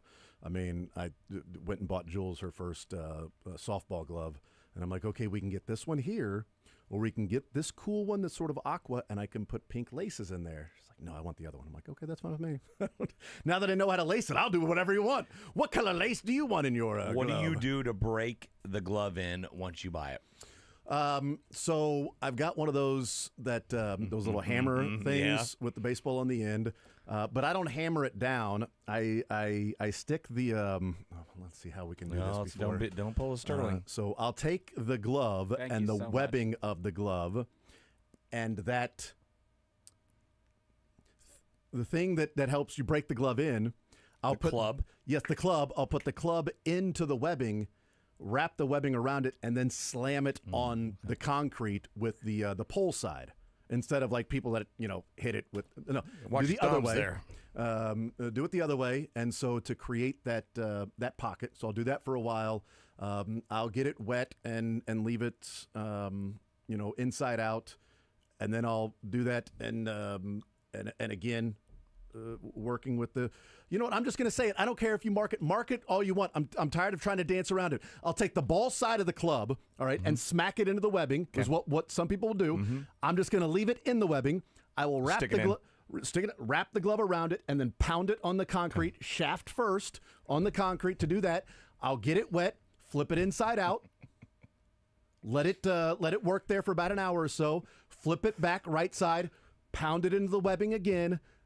Get it wet, pound it in the webbing again, and then leave it there for the You'll night. just walk away, won't you? Yep, and then just walk away. I won't even call it the next day. No. Won't even call it the next day. That's what I'll do. All right, enough. Not dancing around it. That's how I Smoke break. a cigarette after. That's how I break in the glove. Listen, I would like it to be noted that I basically just produced cuts this week by asking that question. I don't care. That's how I. It was dancing around. It was becoming almost too difficult. better. Yeah, just having you try and dance around that. Yes, and then it was too difficult. Like, what am I going to try to? What am I going to try to say that's not going to be showing up on Friday? I don't care. Here's how I'll explain it. This is what I do For to break in the glove. $15 at Dick's, they've got the little microwave, and they've got the kid they'll do all the pounding, right? Do it myself. Are you familiar with my work? I guess, but I I refuse saw to one pay time somebody to do something that I will do myself. the kid who was working on the glove had like a big old little cast on his thumb. bet he did. And I go, "Your thumb?" He goes, "Yep." Yeah.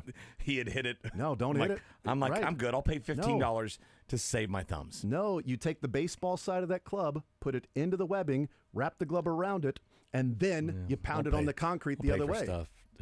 Because I forever you put it in the freezer, wrap the ball around, got the rubber band. See, you take your right. car and roll over it. No, but here's that what- doesn't do nearly as good as this 17-year-old kid putting it in the glove microwave at Dick's. No, but see the wrapping the rubber band around it's dumb. Like I don't need to create a cocoon because I don't want my thumb and my pinky side to be folded in. That's it's dumb. true, Now I yeah. can't catch the ball. Now those are blocking from catching the ball. I want the glove to be open. So like when you lay it down, it needs to your glove should not. If your glove's a pancake, you're not taking care of your glove. Sorry.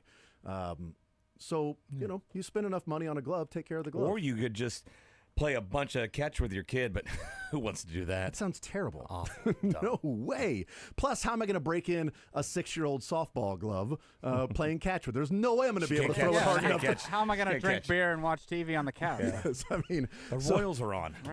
the way I break in that glove is if I wear it and play catch with Everett. And then, you know what, Everett? I think we need a pitching bullpen, about 40 pitches. I'm going to go get your sister's softball glove. Here we go. Breaking that thing in. That'll work. Oh, it's broken in with a baseball. She's catching a softball, though. So, yeah, there you go. But I learned how to relace his glove. It was actually kind of fun. You know, fingers hurt from that. But yeah, you get the needles that are there inside of them. I thought that it was interesting. I had fun doing it. I'm a weirdo in that way. So I'm like looking forward to the next glove I get to lace and relace. I've got some at the house. You can Yeah. bring. Cool. I'll take them. Okay. Yeah, I could have used it. Last week before I bought her a new glove. You have a softball coach pitch softball glove over there. Mine, we have everything. Yeah, got one of those. If it's a pancake, no thank you. We take care of our gloves in the we Anderson take household. that's right here. Yeah. So you know what I mean.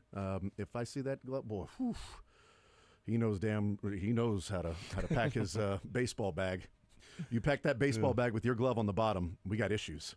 That helmet goes in, that glove goes on top of the helmet, overlaying the helmet, so it keeps that shape that it's supposed to have. You use the softball and the baseball glove too? No, with his, I've just used the mallet. Yeah. Oh, I'm saying like when you pack, like when I used to put mine away, we used to put them in I softballs, see. rubber band it, and toss it in the bag. So I don't do the rubber band thing. I pack that. I make sure that mallet, and he's got a deep enough pocket there, and then we leave it, open on the ground. So like, not to where it's laying on. If it's laying on its side, it's going to turn into a pancake. No, like they even have like things you can buy to where you would put your glove in there, so where it like creates that dome sort of effect, where you could walk around with your glove in a case. A little extreme. The case for little man's glove is the top of his helmet. Just wrap it over the top of the helmet. There's the case for him. And that's what the glove lasts. And now he's got new laces too. So that's what I learned. I learned how to relace a glove. And I want a new one for Christmas. Yes. I want a new baseball glove for Christmas. Get that Wilson A2000. Yes. Bobby Witt has it. Oh yeah. Well, he gets it for free. How about this? Make the majors, then you can have it. But I can't make it if I don't have it. I'll never make the majors without that glove. What'd you learn there, Mick? Are we still doing that? We're just one in. Okay. Oh man, at the risk of doing a Jim Abbott type deal, I learned Charlie Sheen's real name. Yep. Everybody knew It's it. a Jim Abbott.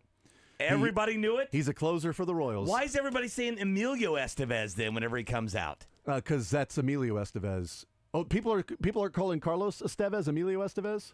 Yeah, why aren't they calling him Charlie Sheen? Well, we joked, and then the program talked about it with Curtis that the Royals actually signed Wild Rick Thing. Vaughn, yes. They signed Wild Thing. I haven't signed heard Carlos any of that Estevez. talk. Yeah, so I made Carlos the joke. We're watching Estevez. with my brother, and I was like, hey, here comes Emilio. He's like, why do people call him Emilio? Emilio. It's Charlie Sheen. That's Charlie's real name. I'm like, no Carlos. way. The first thing I thought of was this show. The second thing I thought of was, man, am I pulling a Jim Abbott here? I don't think it's as Jim Abbott as Jim Abbott. Okay, good. I think Jim Abbott is going to be the ultimate Jim Abbott. Yeah, trust me, I'm waiting. because it's named. It's gonna be a long. It's named after Jim Abbott, pulling a Jim Abbott. Yep. So I don't think it's on that level. It's a number of degrees below. But everybody I did knew think, Not everybody. Think about I all the think enough things that people knew it. Sterling says into that microphone, and we still refer to it as the Jim Abbott. Yeah, it's true. That's a great point. That's a really good point. Yeah. We need to just start referring it to Sterling's cuts on Friday. And the whole time it's just Sterling talking. I don't think it's a Jim Abbott thing. I think it's close because I don't think it's as widely sort of known. And it's not what he's only known for as well. Yeah, that's Charlie what I was Sheen. worried about. Is it widely known? Yeah. I think it's known enough to where you should have known They it. have different middle names, though. What? Irwin and Samuel. I didn't know that. Yeah. Carlos Irwin Estevez is the closer? Is Charlie Sheen, Oh, darn it. I believe. And then Carlos Samuel is the closer. So close. What'd you learn, Dylan? I learned that if you bought a ticket to a single-A affiliate game for the Seattle Mariners in 1996, that you might have been treated to one of the greatest home run derbies of all time and not known it. In 96 single A? Yes, sir. This is a minute 20-ish clip here describing Yes. what the fans saw that day. So Dan Wilson comes out, and he decides, he's the Mariner catcher at the time, that he's going to pick a team of 3.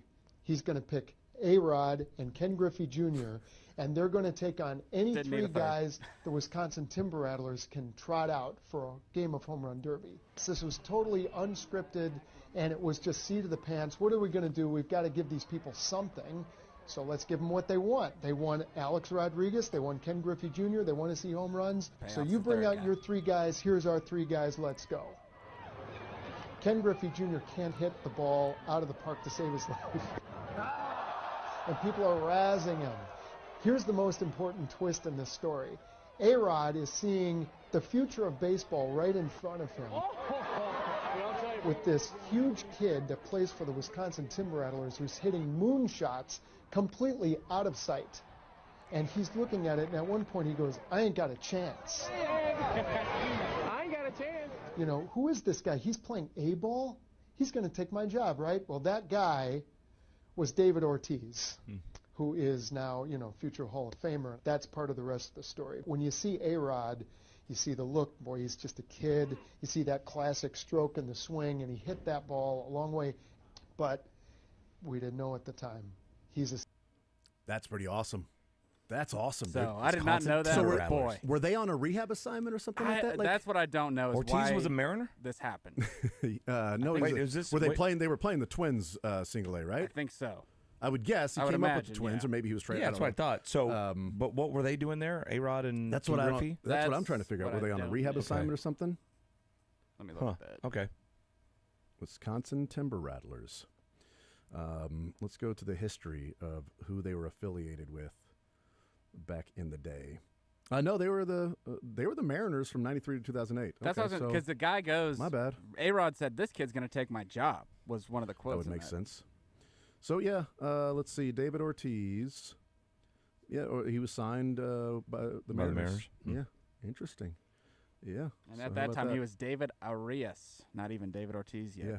He was actually Carlos Estevez. Yeah. David Emilio. Ortiz, here on his Wikipedia page, He's the established size of 2.5 men. established himself as one of the Mariners' best hitting prospects, batting .322 with 18 home runs and 93 RBIs. Ortiz also impressed both fans and Mariners players like Alex Rodriguez with a strong performance in an impromptu home run derby.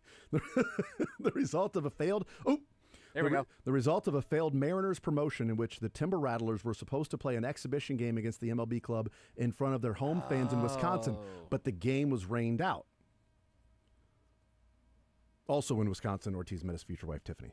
I don't think it was that night, though, that he met A her. hell of a night for him. That night. Yeah, so let's see. Where did he get... what happened? Oh, he was traded to Minnesota with a player to be named later to complete an earlier transaction for Dave Hollins. So David Ortiz was a player to be named later. That might be a Jim Abbott for me. Somebody might be out there going, yeah, jackass, remember David Ortiz is one of the greatest players to be named later in a trade of all time. Oh, remember he only had one arm? Oh, yeah, that's right. David Ortiz, famously known for that. What was the funniest for you from the weekend, Mick? We'll start with you, not Sterling. Start with me. Yep. We're not going to start with Sterling on this one. All the Pope jokes. So many good ones. And just they're good, clean fun. I just love that the Cubs and White Sox fans were arguing over who's who a fan. got the Pope. And then we have video of him at a White I Sox was about to World say Series we can game. get to Like, my funniest very quickly because Okay. that was my funniest. Was the fact that not only was he at the game, but the broadcast picked him up in the what are game. the Yes. odds? Just a random guy in the So- stands. So many good ones. Like, yo, we got a Pope that's been to Walmart now. Finally, Rome will have good pizza. Duh, prayers. That's pretty good. That's my favorite. American Pope sounds like an HBO series. It does. He's probably eaten more hot dogs than all the previous 266 popes combined. And then coming to NBC this fall, Chicago Pope. I saw somebody, it was at Annie Agar, that said Chicago produced a Pope before they Yep. produced a 4,000-yard passer. Yep. It's really good. It was really good. My funniest comes from the weekend in Sacramento when the Yankees are facing off against the A's. And Luis Severino used to be a New York Yankee. And now he's pitching for the A's. And Luis Severino is getting beat up pretty good by the Yankees. It's a revenge game because he pitched a whale of the game against the Yankees and then said they only have like a couple good hitters. But what's hilarious about it is Luis Severino after the game about the ballpark in Sacramento. Playing the Yankees in Sacramento, having played with the Yankees, complaining and saying that this ballpark is, quote, this isn't a big league park. It's not a real big league park here because of how easy it is to hit. Do you have the dimensions? Yeah, sure. The dimensions. Are they smaller than so Yankee Stadium somehow? The dimensions in Sutter Health Field, 330 to left. Yankee Stadium's 318. Yeah. 403 to center. Yankee Stadium's 404. Gotcha. 325 to right in Sutter. 314 to right for Yankee Stadium. A little bit bigger. So it's bigger than Yankee Stadium, but this is not a big league ballpark. That's why he's struggling there in Sacramento while giving up 8 runs in 3 innings to the Yankees. While playing the Yankees, complaining about this as not being a big league park. Where did you play last year? Best, we start with you, Dylan. Best for me was the Travis Hunter story that came out. Oh, on that was going to Facebook. be my best, too. Yeah, Yeah. I figured it would be a Be a popular couple one. bests, yeah. But it was awesome, so I'll leave it at that. It's a great read. He was basically in coach. Yeah, I got the story here if you want to. I'll take it away. Take it away. Yep, because I took a picture. I tweeted it out. So here's the story. Okay, so it's a lady named Sandy Hawkins, and she has a picture of her on a flight, Sandy Hawkins Combs, next to Travis Hunter. So there's the picture. They're smiling. She says, I had the most wonderful flight home from Denver. I met the nicest young man who sat next to me. He offered to put my bag in the overhead compartment, helped me with my tray. He was always polite, saying yes, ma'am, or no, ma'am. Anyone would be proud to have him as a son or grandson. So polite. People walking by were saying, congratulations, great job, or even taking pictures. I turned and asked him, who am I sitting next to? I looked at his Jaguars pants, smiled, and asked, are you an athlete? He smiled and said, I'm Travis. Yes, I was drafted by the Jags. Then she says, I already told my son I want his jersey. He's so humble, down to earth. I would have never guessed he was a professional athlete. Jacksonville Jags, you did so good. I will be buying tickets. United Airlines, thank you for my seat assignment. So there you go. And I tweeted out and I said, you can learn a lot about people, how they treat somebody when nobody's watching. Yeah.